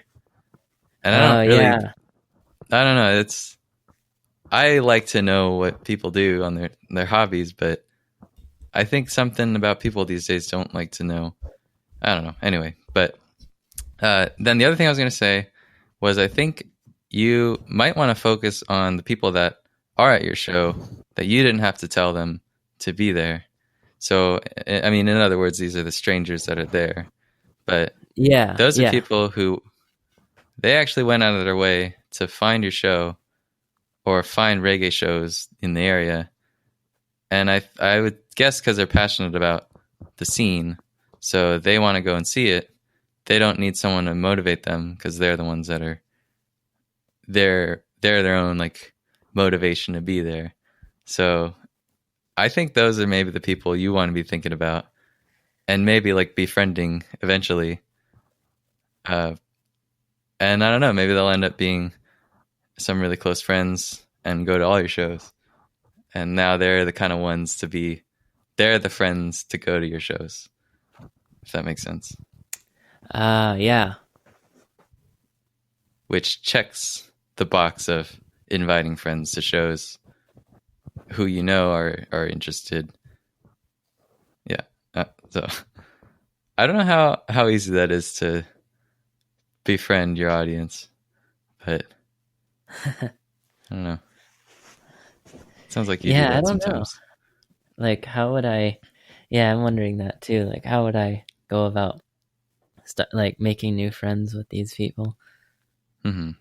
I feel like there are definitely like momentary friendships that happen. Like, okay. I remember, I think it was, it was at the venue that you came to, the holding company.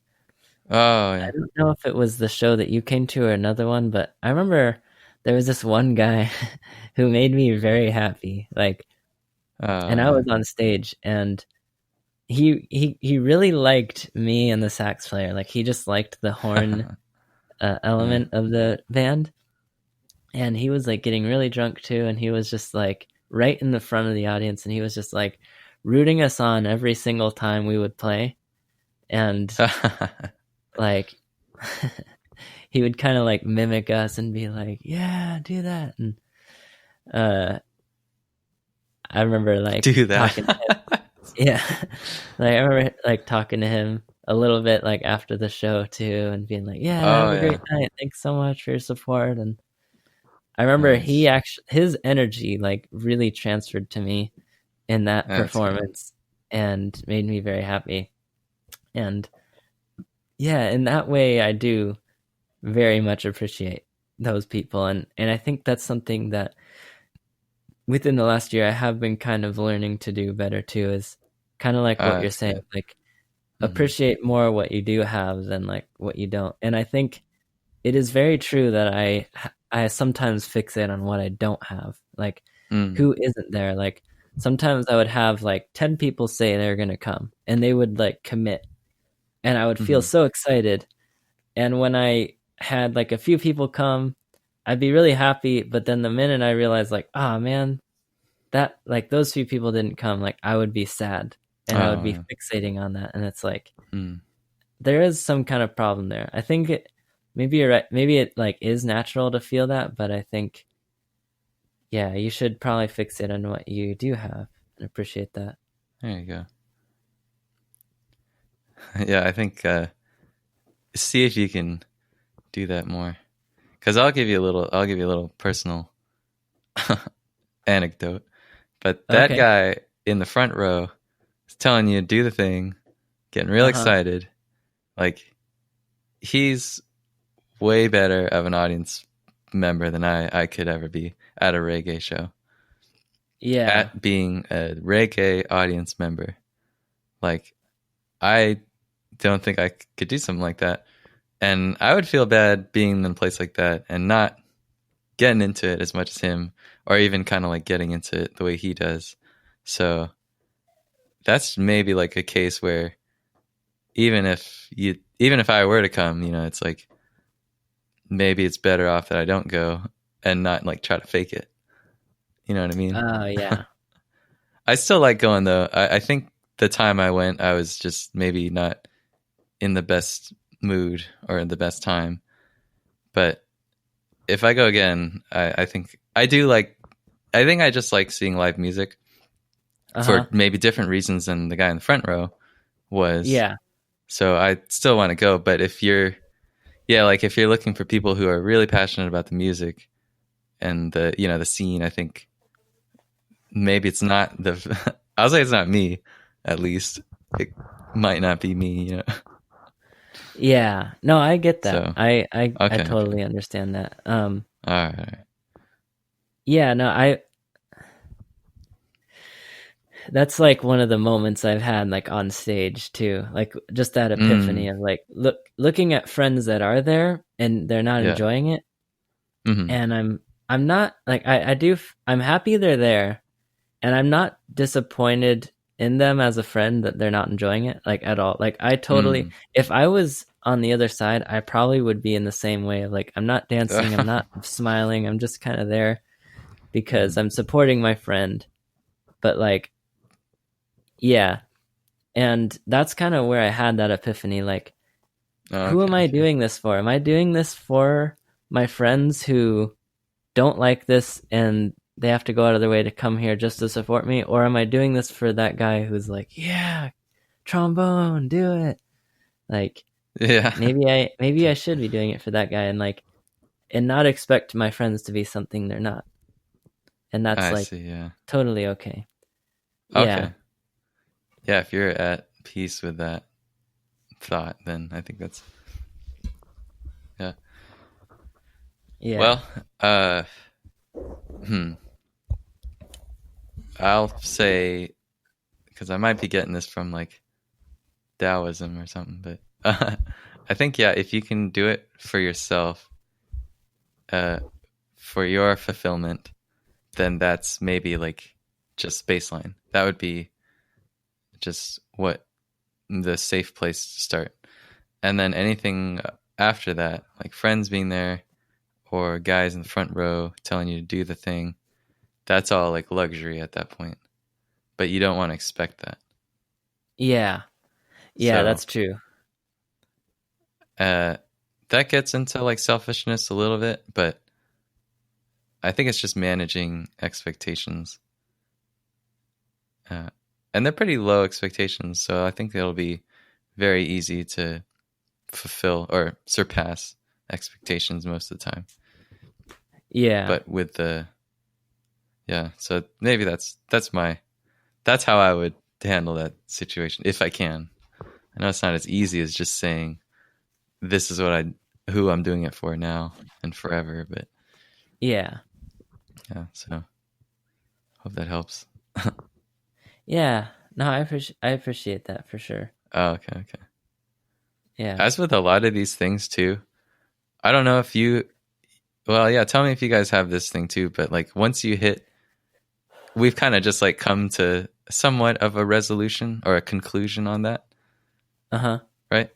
But if you guys, if that ever comes up again, like feel free to, like if something changes, feel free to bring it up again. We could talk about it more. Oh, yeah, I like that. Okay. I totally agree with that. Yeah. All right, good. Yeah, sometimes I'll come to a conclusion and maybe bring it up again and someone says, oh, we already talked about that. We don't need to, we already figured that out. So. Yeah, I think I talked with Adam about this before we started this podcast. And it's like, we really like the idea that this podcast can kind of be about growth.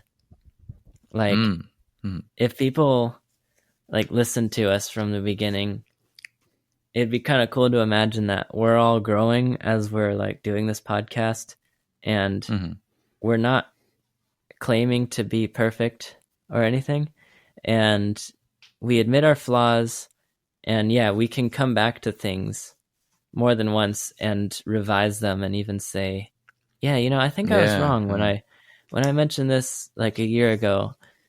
I totally don't feel the same now. Like, I like that kind of a theme to the show, for sure. That's good, yeah. Okay, good. Glad you're okay with that. Yeah. Yeah, I remember having that conversation with you, Logan. Yeah. Because I think I had made some form of comment about, wow, like imagine a year from now when we look back on our first couple episodes and we're gonna be like, what the heck, these suck. Like, like this is what we sounded like back then. And just the whole idea of like the mindset of growth and getting better and making progress, and you want to constantly be growing. I personally believe the purpose of life is to grow, and you see growth in every living thing, whether it's a creature, a living animal, or even trees. Trees and plants, they spend their whole entire life just growing. And I think that's just a perfect picture of just life is purposed to grow. And trees and plants, they grow physically, and humans, we grow physically as well, but I also think our purpose is to grow spiritually and emotionally and mentally, and there's always room for growth and other facets to grow in, and I think it'd be super cool to model that on this podcast. Oh yeah. Yeah, like I want to say, like, there's a weird aspect to our society today that I think is flawed for sure, and I don't understand it at all. But it's like there's almost like an expectation that everybody's perfect, and so people will go back into people's history of anything they've ever said and try to bring it up and say, look at this guy, like, look at how flawed he is by this thing that he said. Like, I don't know if you guys are aware of this thing. This thing he said 22 years ago on... Yeah, it's those are some things that I see. Whenever I see them, I'm like, this is ridiculous. Like, I actually get like, I actually feel like, what the heck is wrong with the world sometimes when, like, I think, what was it? It was like Kevin Hart. This is one. I don't know if you guys have heard about this, but I think Kevin Hart was set to host. It may have been like the Oscars, like hosting. Yes. You heard about that? Yes, I know exactly what you're about to say, but keep going. So Kevin Hart was set to host the Oscars, and say whatever you want about Kevin Hart. I think he's a good guy. I'm not like the biggest fan. I'm not the littlest fan. I think he's kind of funny, but I also respect him as a guy who has grown a whole lot in his life. Like he has come from like the bottom, and now he's like, he just keeps moving up and up. Like that's his goal. Like he went from the bottom to like kind of a comedian to like a big comedian to now like a movie star. And I admire the guy. And so he set them to host the Oscars, and then something happened where somebody found like a tweet that he said over 10 years ago. They found it like on his Twitter, and it was something that may have been like a tiny amount like anti-gay or anti some group of people, but it was just one tweet, and I think it was just a joke too. I don't know if it'd be wrong to quote it. It's not even that like bad of a thing to say. Oh, I don't think, but I would feel bad about quoting it because viewers could look it up if they needed to. Yeah, people could look it up. I would feel bad about quoting it because I actually don't know verbatim, and I would hate to misquote someone. But it wasn't even that big of a deal, and so somebody found this, and like it subsequently caused him to like, so it became like a big spectacle on social media or wherever it was, and then I think they revoked his invitation to host the Oscars as a result of this one tweet from like more than 10 years ago. And suddenly all the work that he's done to get to the point where he could host the Oscars, just because this is like a spectacle at this moment, that somebody dug up this thing from 10 years ago, just gone. Like he loses this amazing once in a lifetime opportunity. And those kind of things, just like, I think that's really silly, really stupid. And right now, I really hope that our society can come, like, at some point figure out that it's silly, because I don't know, like people are just expecting people to be good in the past, like adhere to today's social standards or societal standards in the past, like, and that's a completely unreasonable expectation. I even heard the other day of like I think of a big YouTuber being like slammed on YouTube just because of something that they dug up from like 10 years ago.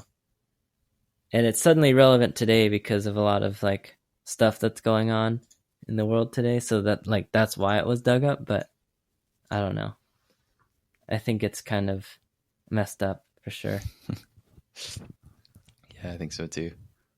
Because, well, I don't know if it's fallacious to think this, but I mean, I think that people accusing, like in Kevin Hart's example, people like making those accusations, they've probably got some weird stuff in their history too.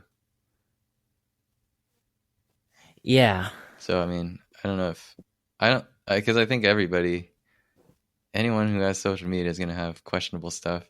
So that's like kind of unfair, I think. But I do think that's like maybe some kind of fallacy of or a straw man or something. I don't remember fallacies.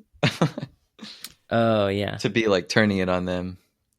But yeah, regardless of that, yeah, I think people say things that even.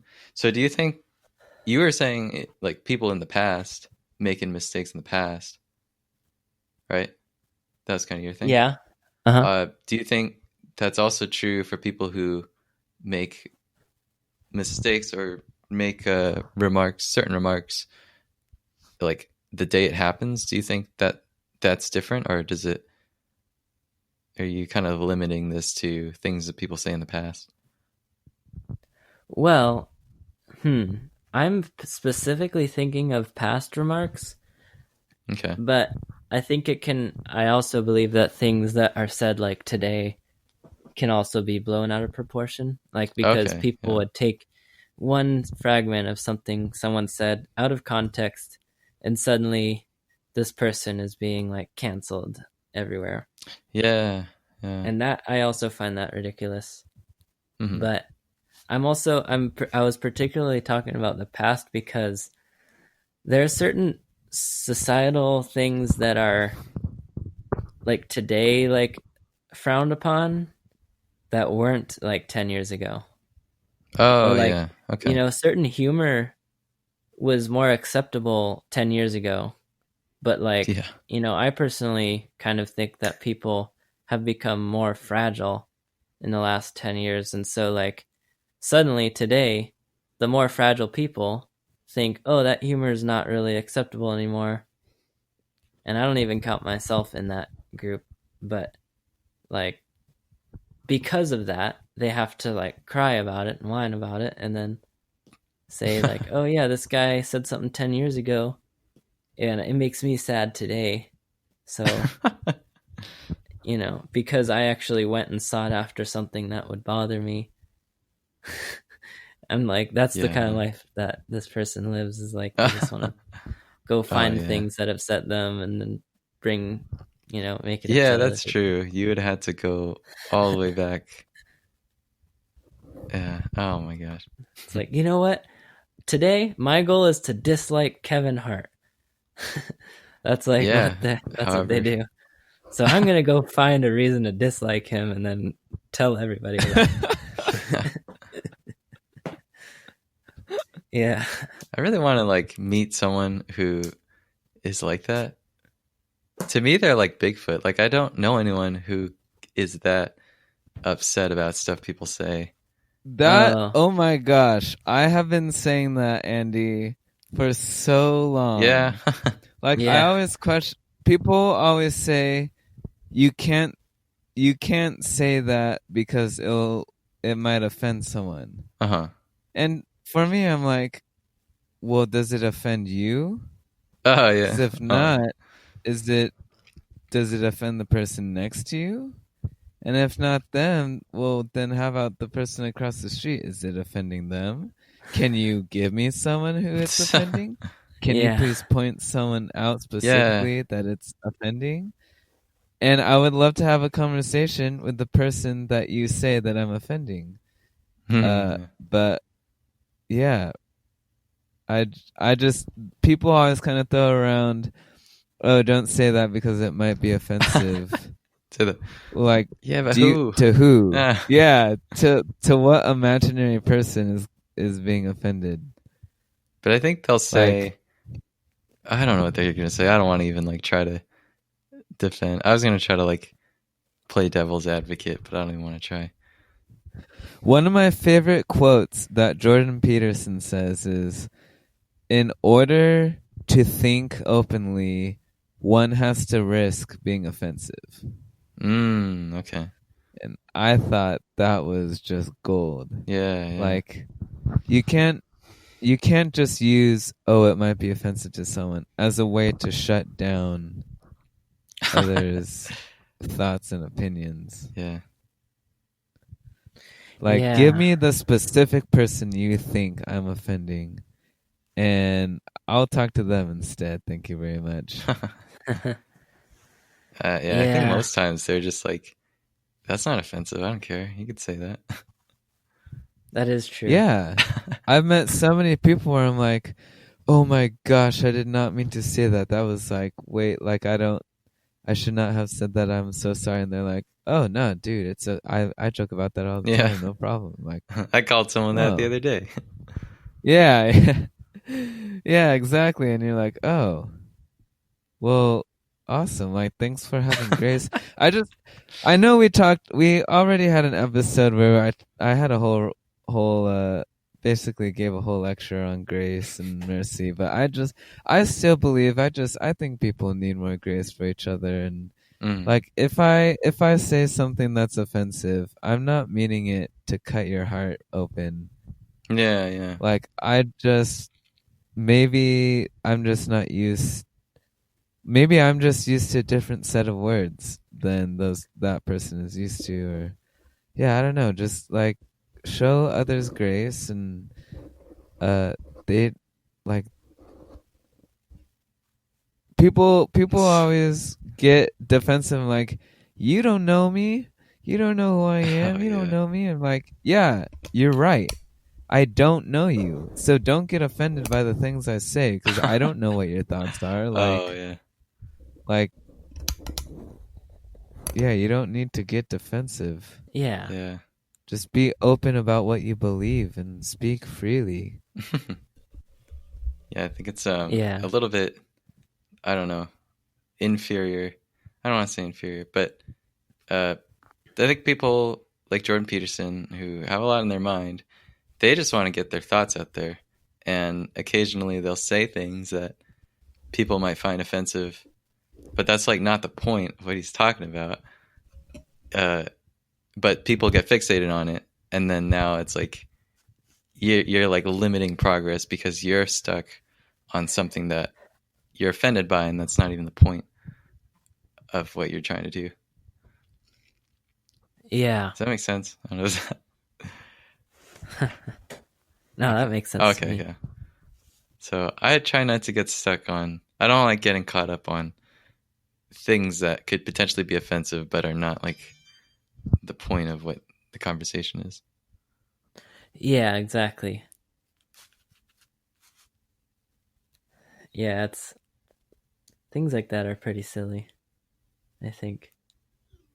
And I think I just want to like kind of go back to why I brought this all up is that, you know, some of the inspiration I have personally in this podcast is like be the change you want to see in the world kind of mentality. And that's a thing that I'd like to see change in the world. And one way I thought that I could do that is like what we've all agreed on in the last like few minutes, that we can admit any kind of flaw like later. We can revise what we've said. We can admit that we were not perfect a year ago and we're not perfect now and we never will be. But we can grow in the podcast and just be ourselves. Yeah, because how could you be yourself? How could you be true to your identity if you're always being afraid of being able to speak openly? You can't. I know. It's it's not a good thing. You can. Well, okay. You can, but I think it's like it's a lot of work and it's just not worth it. Yeah, like one thing that just hit my mind is like, what if in 10 years our podcast is really big and people are going back to like the beginning podcasts and someone is horribly offended by the word hella because that word Oh no. somehow just like that word is just major offensive, and Andy showed that he actually liked that word 10 years ago. Yeah. Like that's possible. Yeah. And in 10 years you're going to forget about the word maybe because there's a better one. And yeah, this is going to cost me the Oscars or something. Yeah. 2030 Oscars. Yeah. Yeah, I could see that. But I don't know if would you guys, what's the story where it's like the guy is getting okay, this is kind of violent, but he's getting crushed and he says more weight. You remember that? That's like his last words. Oh, I don't know that one. What's Adam? Help me out, Adam. I'm so sorry. I think it's the Crucible. Idea. Oh, okay. Okay, no, that's not the best one. How about Socrates? Let's go with him. I'm trying to think of a certain like anecdote, but he's the guy that died fighting for what he believed in, and that's like, I don't know if I could do that. Like, if like you could say that all you want, but actually being on like the execution table or whatever, the execution chair or whatever, that's probably a whole new thing. And like he went through it. Same with the guy who, like in the Crucible, he was like the guy that said more weight because he was getting crushed to death. And like he was like, you guys can kill me because like enjoy this because I'm gonna die feeling right. But do you guys think you could die fighting for what you believe in? Oh man, that's a good question. Yeah, I mean, it would be the scariest thing in the world to have to go through. Yeah, like in the case I would be willing to die for what I believe in. Dang, okay, that's very respectable. Yeah, I think it's like very hard to imagine having to go through that, which it is. Like that would be a nightmare to have to actually go through with that. But I think it's when you believe something strong enough and hard enough, and like in your heart what you believe is true, then I think you'd be surprised that I think within everyone we all have the courage to die for what we believe in. Yeah, I would hope so. It's hard to know, I mean, because we're not faced with that decision, but right in the moment. Yeah, that's the thing, is you never really know until the moment actually comes. Exactly. So I would like to think that in the case, because we're basically talking about like freedom of speech, or maybe being yourself. I don't know how we're going to summarize that, but like in 10 years from now, I'm wondering if we're going to be able to hold on to what we're saying now 10 years earlier in like a climate that might be way more hostile towards like, like right now I'm thinking, what I say today, I'll probably defend. You'll be able to say like that was 10 years ago me, but still, I don't know. I don't think I've said anything that I want to apologize for yet. I might come across some stuff, but yeah. Yeah, so that's a thing that we might run into in 10 years. Yeah. A crossroad. Not dying. I don't know about dying, but like that's that's the extreme. If you could get that one, then you could do anything. Yeah, it's hard for me to even imagine, like, what would I actually be willing to die for? Like the yeah. Well, how about concept? Yeah, like in our case, speaking. Are we saying like speaking your mind, or what? What's the? How do we like summarize what we're saying? Oh, dang! Like being able to want to grow, or not really like not conforming. I don't know. Whatever like Jordan Peterson says. I'm a little distracted right now.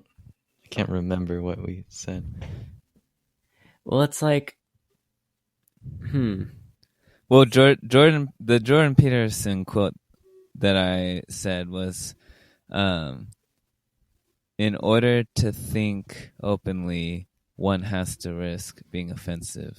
Okay, yeah. So that mentality, is that something you take to the grave with you? I would. There you go. How soon though? Like if I said, okay, wait, I don't know if to. I'm gonna kill you right they now. would. Oh yeah, huh? Well, if we're going off principle, I don't think it would matter. But let's say, I don't know. Let's say like they'd give you a week. So they'll say, are you someone who's going to be offensive? Someone who's going to be offensive because you want to, what's the quote, Adam? In order to think openly, you have to risk being offensive. I actually might be adding the word openly, but okay. I just think that sounds better. Yeah. I think what he says is, in order to think, you have to risk being offensive, something like that. Yeah. But I like kind of interpreting it as, in order to think openly, one has to risk being offensive. Okay. Well, whatever the quote is, yeah. Let's say there's like a police and they ask you, are you going to be a Jordan Peterson or are you going to play along with us? And you choose the Jordan Peterson route. I don't know. That's kind of mean. I don't want to like shame, or I feel like I'm kind of putting him in a bad light. I actually respect that man. But in this fake scenario, I'm saying they're thinking you're going to be a problem and possibly like casting you out or somehow like doing something to you. You'd have to make that decision to hold on to that belief. Yeah. I don't know what I'm saying. That's okay. I think we understand. Okay. I think the concept of the idea isn't that hard. And okay, I was actually thinking about this today. It's actually really funny that we came across this concept. But I was thinking, I have a feeling that the majority would agree with what we're saying. I think there are a lot of people that don't get easily offended, that don't, that do give other people grace and that are genuinely kind to others. And I think the problem is the media only shows the people who are dramatic about it, and because the media tends towards drama, and they like to showcase that drama, and so it's just more, what's the word, like more broadcasted and more distributed. That's what I'm looking. The idea of like not being offensive and saying the right things, and people who do get easily offensive, and that whole kind of idea of don't say this because someone else, not me, but someone else might get offended by it. like just that idea is kind of circulated throughout media. Okay. I hope that's true. Yeah, I'm basing it off of what I see in like the news and media, but I really haven't been like directly affected by this kind of issue. I want to say California doesn't. I don't know. I don't get out very much, so I don't know. Don't listen to me.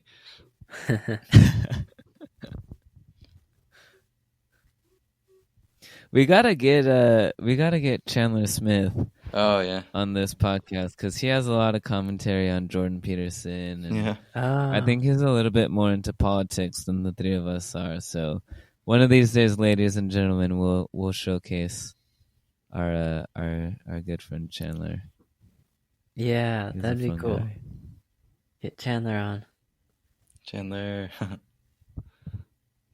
That's cool. Oh, wasn't it his birthday like a few days ago? No. Wait, it's in it'll be on 5 the days. 7th. Yeah. Oh, okay. Yeah, or 6 days from today. We should cut this part out. We're just giving away all of Oh my gosh, yeah. Oh wait, actually no, that was the birthday of Rick Kyles. Yeah.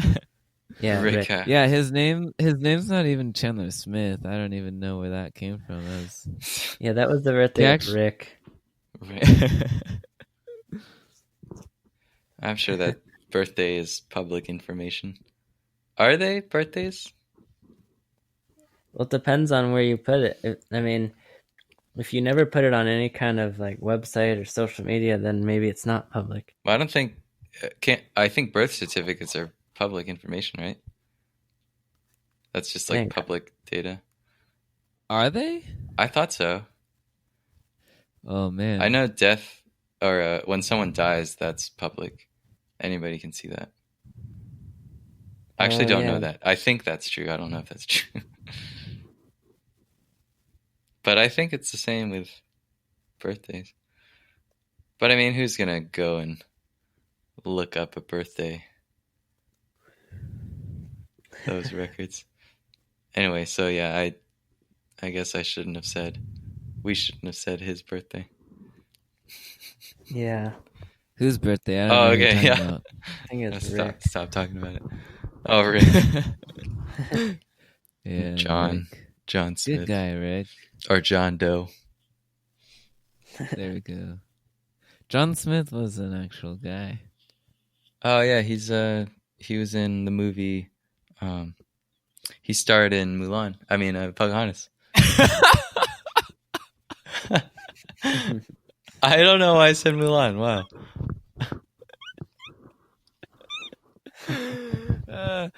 It's funny that you did that because when I was little, I used to get those confused as well. So it's not. I'm sure there's others. Yeah, they're both princesses. I don't even think they're princesses. No, I don't. Well, Pocahontas in real life was actually a princess. Oh, okay. That is a story. John Smith was a real person. John Smith. I don't know how true the love story between the two of them were, but they were two real live people that knew each other. But wow, yeah, what would it be like to know John Smith? You hear about him in like the all over the place, but I've never seen a John Smith. Yeah, John Smith. I want to meet a John Doe. That'd be cool. Oh man, the most like hey, what's your name? John Doe. Yeah. Yeah, you tell him that too. That's the most ordinary name I've ever heard. Well, it's funny that John Doe is just known as like a common name, but I don't even think it's that common. John Doe? Do you know any? I don't know a single John Doe. Oh, yeah. I don't know a single person with the last name Doe. Yeah. Yeah, me either. I don't think John Doe. What about Lando? I think I have met Elaine. Oh, what the heck? Yeah. No, like LAN. That's their first name, and their last name is DOE. Oh. It'd have to be like a combination between like a Chinese guy and a British guy.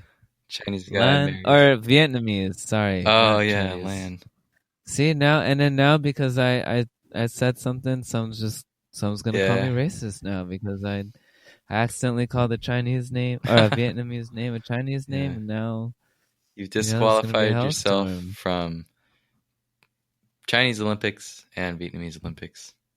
Yeah, and now I can't host the Oscars anymore because of that quote. So, oh man, it's all right, Adam. I can't either. I said hella earlier. Yeah. Logan can. You're still on the list, on the white list. Oh yeah. Or you're not on the black list. Oh, good. Oh.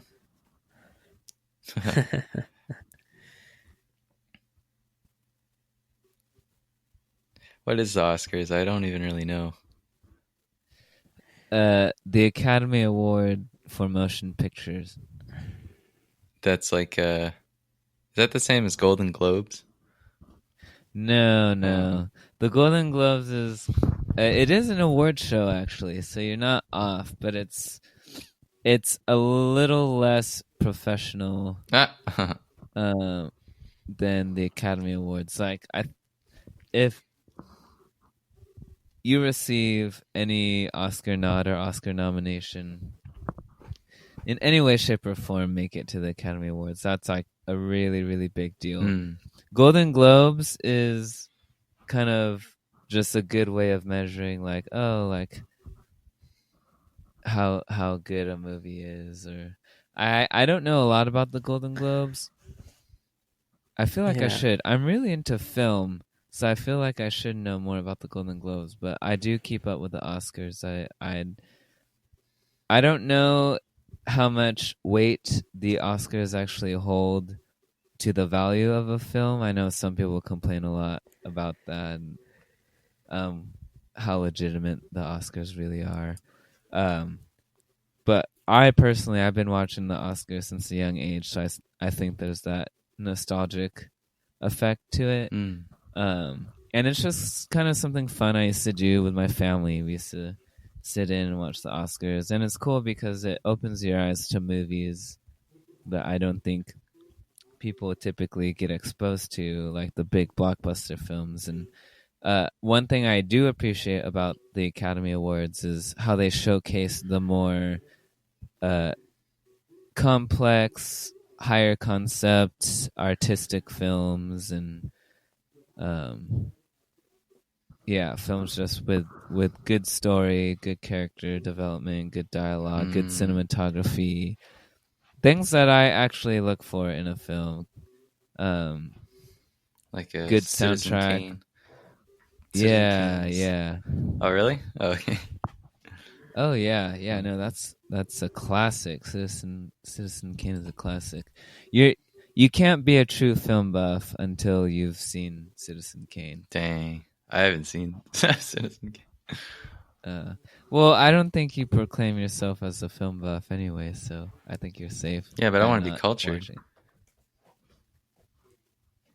I feel like you don't have to. Well, it depends what environment you're trying to be cultured in. Oh yeah. If Earth, because you could get away in the just moviegoer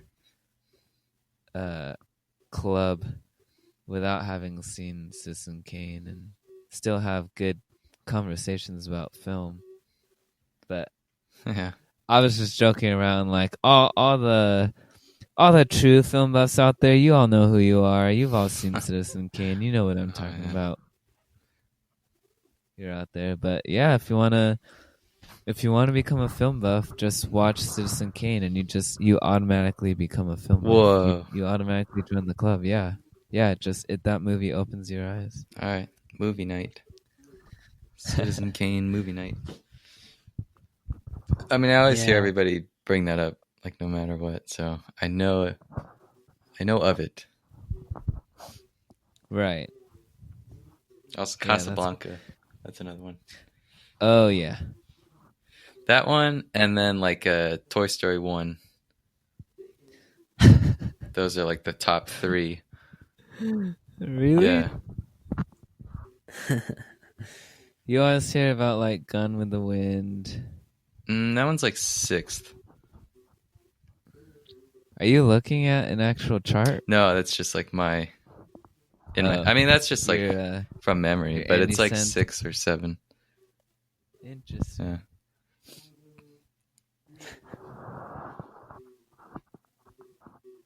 Just kidding. I'm not being serious. Toy Story 1 was pretty revolutionary, I thought. I don't know. I mean, did Citizen Kane reinvent the technology, the industry with anything? No. Just some guy with a flip camera in his backyard, probably. Got a couple friends over. Gave him pizza. Told him to say a couple lines. Toy Story, you know what they did for that one? This guy's invented 3D animation. Right? It wasn't a thing before. Well, it wasn't, at least like for movies. Okay, well, you have to put Citizen Kane in its proper era. Like, don't compare Citizen Kane with all the movies. Okay. That are out now. Compare Citizen Kane with all the movies that had come out before it.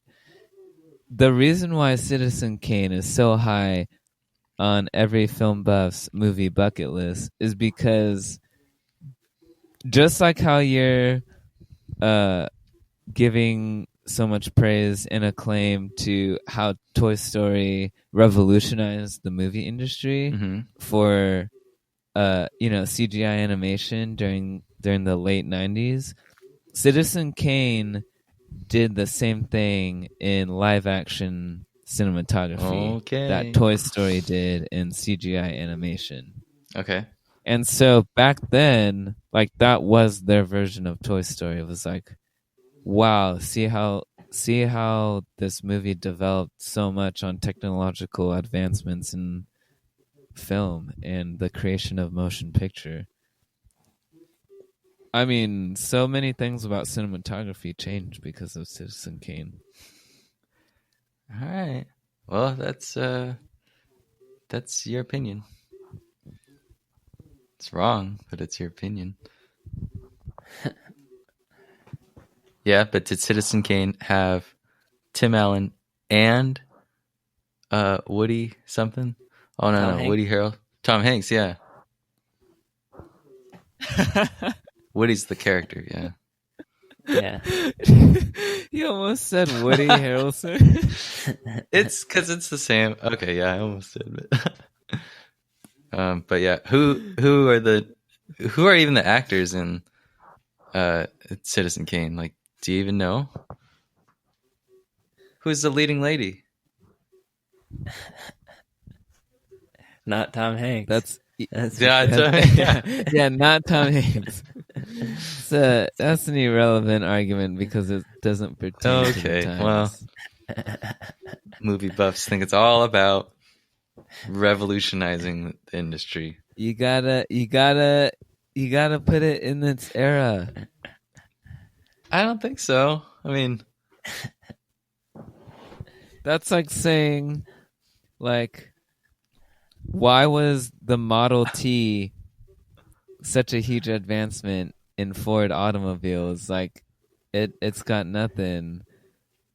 Oh, compared to it has no horsepower. It's like, well, yeah, of course that car sucks with today's standards, but you go back to the freaking early 1900s, and like, yeah, okay, you have to compare the Model T with all the other automobiles that were out during that time. All right, fair enough. You can't compare a Model T to the new Tesla. Fair enough. And I don't think I'm doing that. I'm putting Toy Story. I'm looking at before Toy Story and after Toy Story, not by today's standards or Citizen Kane standards. I'm putting it in what, 1995?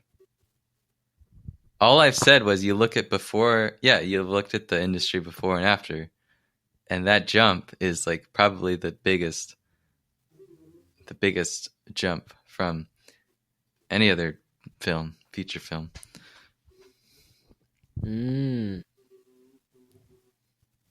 do you like them apples? Man, I kind of want to watch Toy Story 1 again now. Yeah. Yeah, that was a good movie. That was a good movie. Well, hey, Andy, wherever we each lie on this side of the argument, I have to say, you got a friend in me. Oh my god.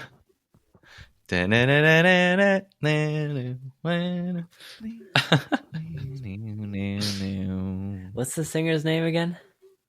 Randy Newman. Yeah. Randy Newman. The great Randy Newman. He also sang the Monk theme. The which one? The Monk theme of the TV show called Monk. Oh, what the heck? Yep. He said, it's a jungle out there. Yeah. I thought they just got him for Pixar. And they told him, like, you have to sign, like, a non-compete agreement or whatever they call it. Oh. No, I don't think so. Oh.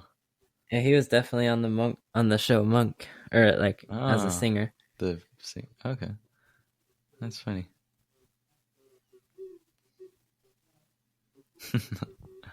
Anyway. I don't know how we got on the tangent of movies. Yeah, movie buffs. Because of the Academy Awards. You brought up the Oscars. Oh, yeah. You brought up what are the... Oh, yeah. That's Kevin Hart. Wow, yeah. Kevin Hart. I was trying to think of like some kind of app or something which tracks your stack of conversation. Like, so you can go back and like, if you forgot something. Oh, and this is the cool part. It's like you can tag stuff so you can come back to it later. Somehow you can tag what you say. Oh, and then, okay, here it is. You connect it. So you start a room. You invite your friends to the room. Okay, so they're all in the same room. They see the same stack of conversation. Okay. And you can like tag things so that people know, Jimmy wanted to talk about this, but I'm in the middle of something. So as soon as I'm done, I'm going to let Jimmy say his little thing about what Jane said. You know what I mean? Oh. And then when Jimmy's done talking about his thing, you press the little button and it clears your tag. So now they're like, okay. Oh, it does a little checkbox. So it's like, all right, we're good there. Let's move on. Let Will gets to say another thing now. Yeah. Will gets to talk about a Game Boy or something. But you get to, it's like, because I keep saying it, I think like we as like humans need to reinvent communication. Oh, okay. You know what I mean? Yeah, it's a very systematic way of having a conversation. Well, it doesn't have to be that, but I do want to see some really like just universal shift in the way we have conversations. Ah. Like in a change of protocol almost. Huh. Like what kind of conversations? Like these ones or like... Anything, yeah. I was joking around too. I mean, we were talking about air quotes and how we do you could do a sign with air quotes and that means something. Yeah. I think most people would understand if you were to do that. But that's all I've really seen.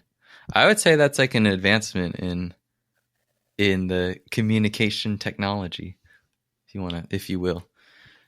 But stuff like that, it's cool to see. I want to do one for sarcasm. I don't know what the signal would be, but I think there needs to be something like that for sarcasm. Like just verbally that you would understand over the phone, or oh yeah, in person. Well, even with air quotes, yeah, you could say like quote unquote. People say that, like, so I could say like backslash something sarcastic and backslash. I don't know.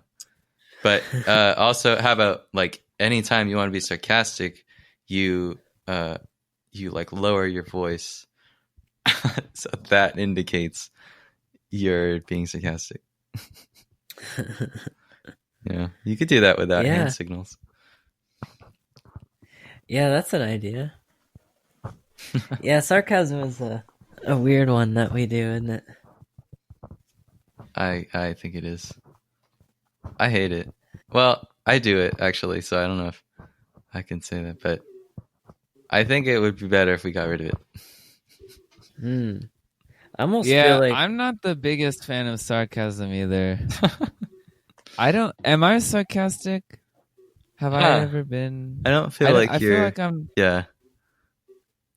I wouldn't like pin you as a sarcastic person. Right. I feel like I joke around with people a lot, and I'll mess with people, and I'll give them grief where grief is due, just for kicks and giggles. But I feel like I'm very rarely sarcastic. I wouldn't say that. But would you say sarcasm is something that is a passive aggressive move? Yes. Oh yeah. Yeah. Okay. Would you describe yourself as passive aggressive, Adam? I am very actively aggressive. Oh yeah. Yeah.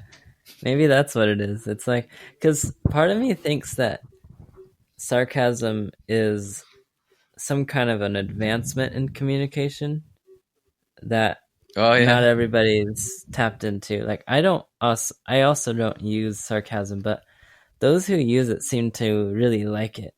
And sometimes people, I thought I've heard it said that like people who can understand sarcasm are more intelligent, or like maybe not in that, but like it takes more to understand sarcastic humor. Okay. Takes more out of you. I don't know.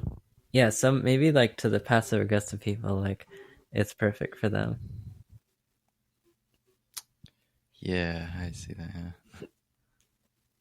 Yeah, it's weird though. I don't use it a lot, but well, I think it's when people use it incorrectly, or like they're bad at it. If it's like a skill, like people who are bad at sarcasm, that's when I think it's a problem. It's like if you don't know if someone's being sarcastic, but they could be, like there could be a situation, and it's like when you misinterpret it. And I think misinterpretations happen when you're bad at something, or you're either bad at being it, or you're bad at interpreting it. Either way, I think it's got to go. It's got to go. It's got to get out and never come back. Not really. I don't think that's going to be as easy. Why do you dislike it so much? Is it because you don't understand it, or like there are moments where you're like out of the loop? It's like I won't say that.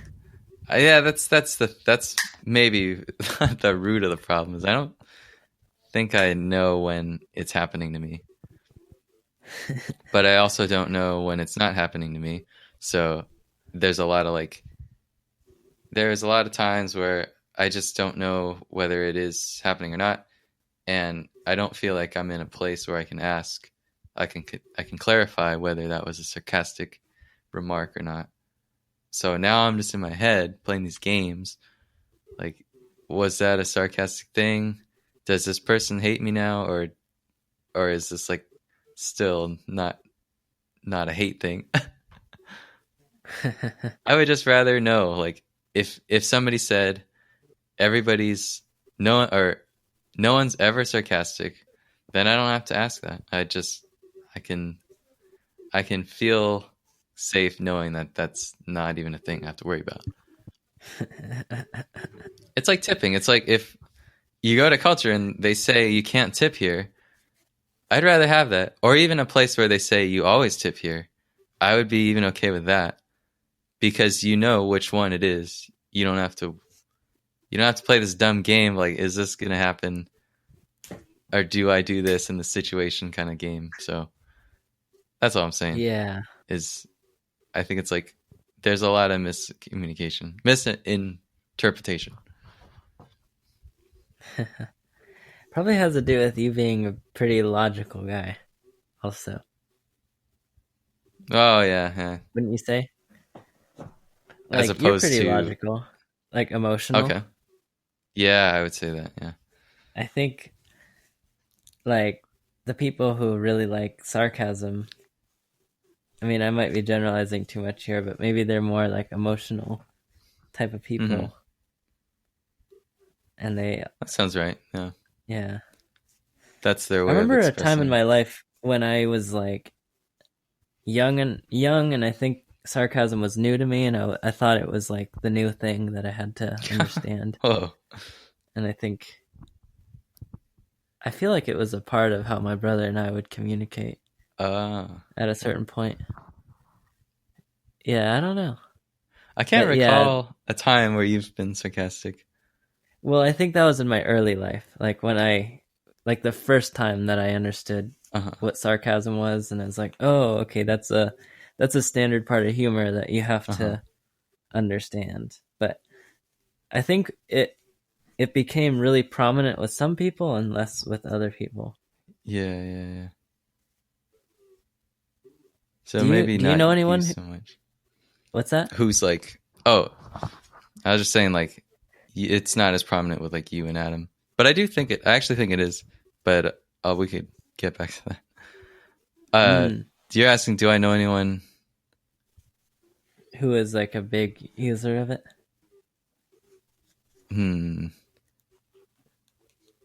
What is that the same as like being sassy? Like a typical sassy person? Typically sassy? I don't know. I think sarcasm is like, what is it? Saying things that aren't the exact thing that you mean. Or, yeah, I don't know. Is it the same thing as being sassy? I actually don't really know what being sassy is. Just kind of have an image of that. I think maybe I'm now getting sarcasm mixed up with negativity or like a pessimism. Okay. Yeah. Let me look up sarcasm real quickly. Or Adam can define sarcasm for us. He's our thesaurus. Are you kidding me? I have one of the worst vocabularies. What are you talking about? Okay, Andy, honestly, between the three of us, you could admit it. I have the worst vocabulary out of the three of us. I won't admit that. I don't think that's true. Yeah.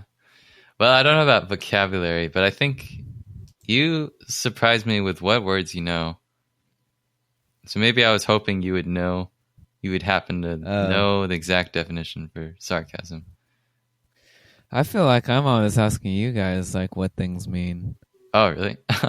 Okay, I'll take it. Hey, maybe I think humans tend to criticize themselves more than other people do. And so we naturally think we're worse than we perceive ourselves as less than we actually are. And so maybe that's what I was just doing. Maybe I just thought I had a worse vocabulary when in reality I don't. But I don't know. There are definitely plenty of times where I feel like I'm short on words, and we've all been there though. You and Logan definitely spew out some pretty good words, high level words. Oh, I don't know about that. I feel like we all just colloquial. Oh, colloquial. Maybe it's just Logan. Maybe Logan is just the word guy. He's got his vocab. Logan's got the terms and the words and the vocab. I feel like I have the quotes.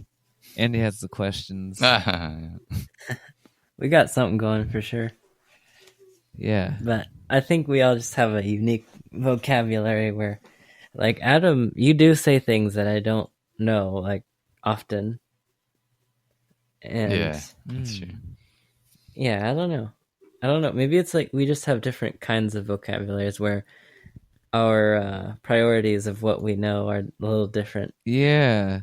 Yeah. Another thing that might be going on is just where, like, we only recognize the words we don't know in others because we already know the words we use. We only don't know the words that other people use, so we only identify it in other people, not ourselves, because of that.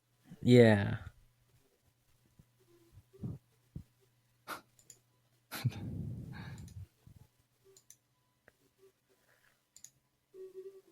Are you looking up sarcasm, Andy?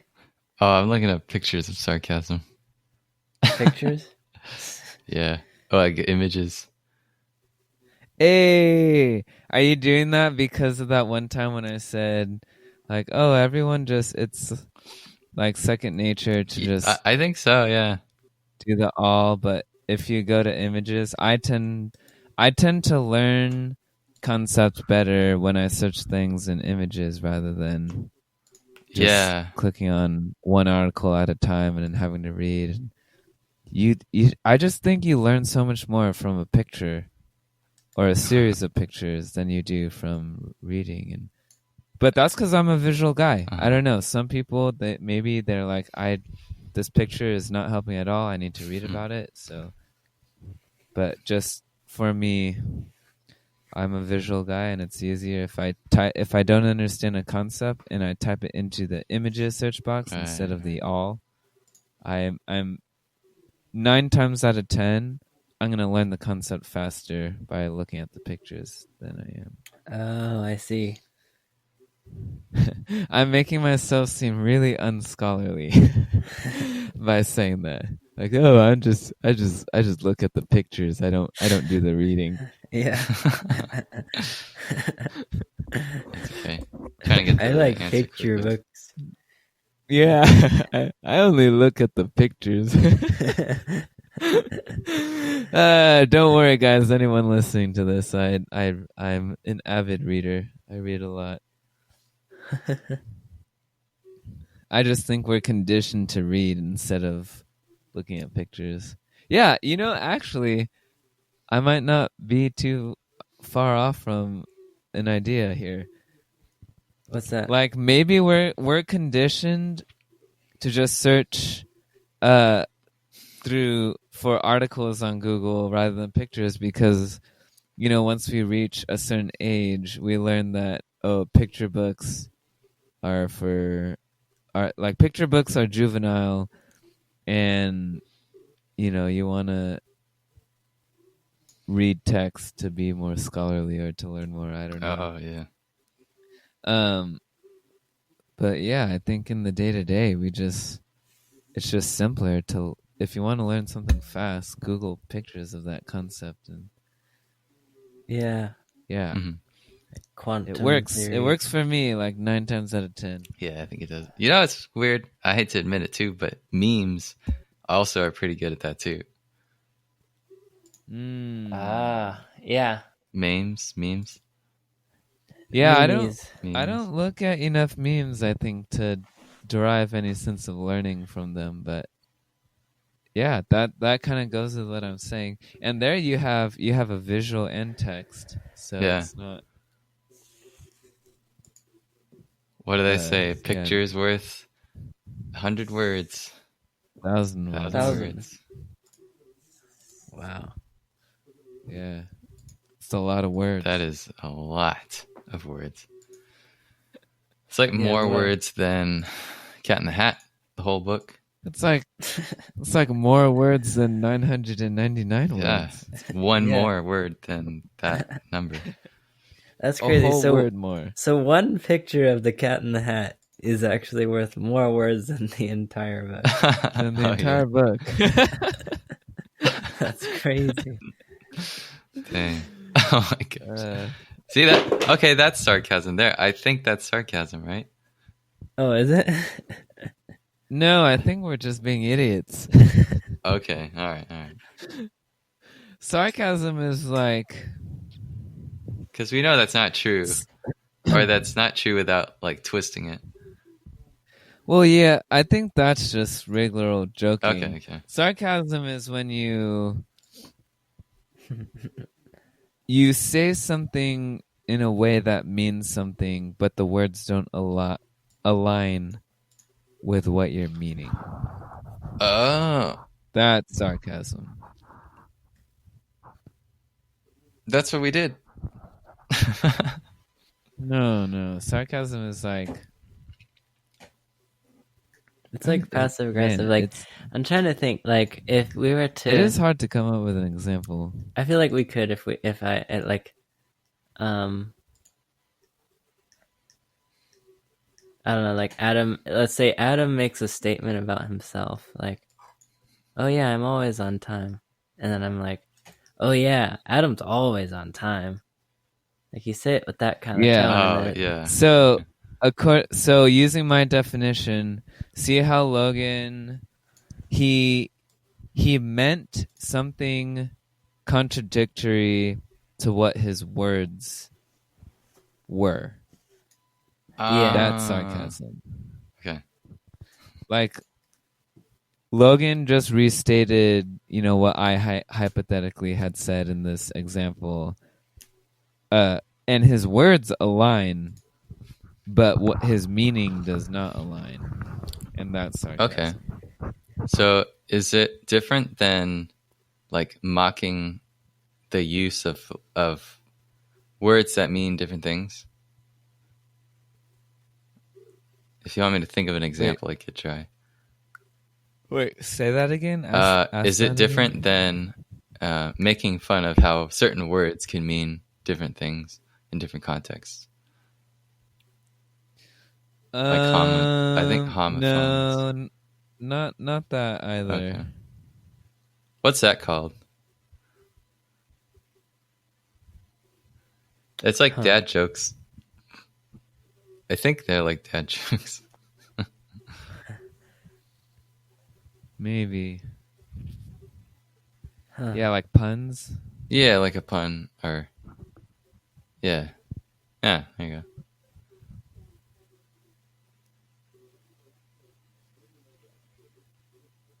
Yeah.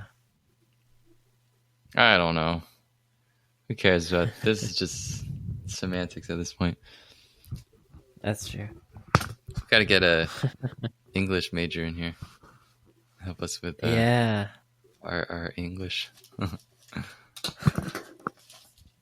Or get a writer. Yeah. Dang, what time is it? Oh my gosh. I think our conversation's getting a little loopy over here. I think I'm ready to cut us off. Yeah, okay. That sounds... I'm down to stay on Discord for a little while, but I think our podcast is kind of coming to a natural closure over here. I think so too.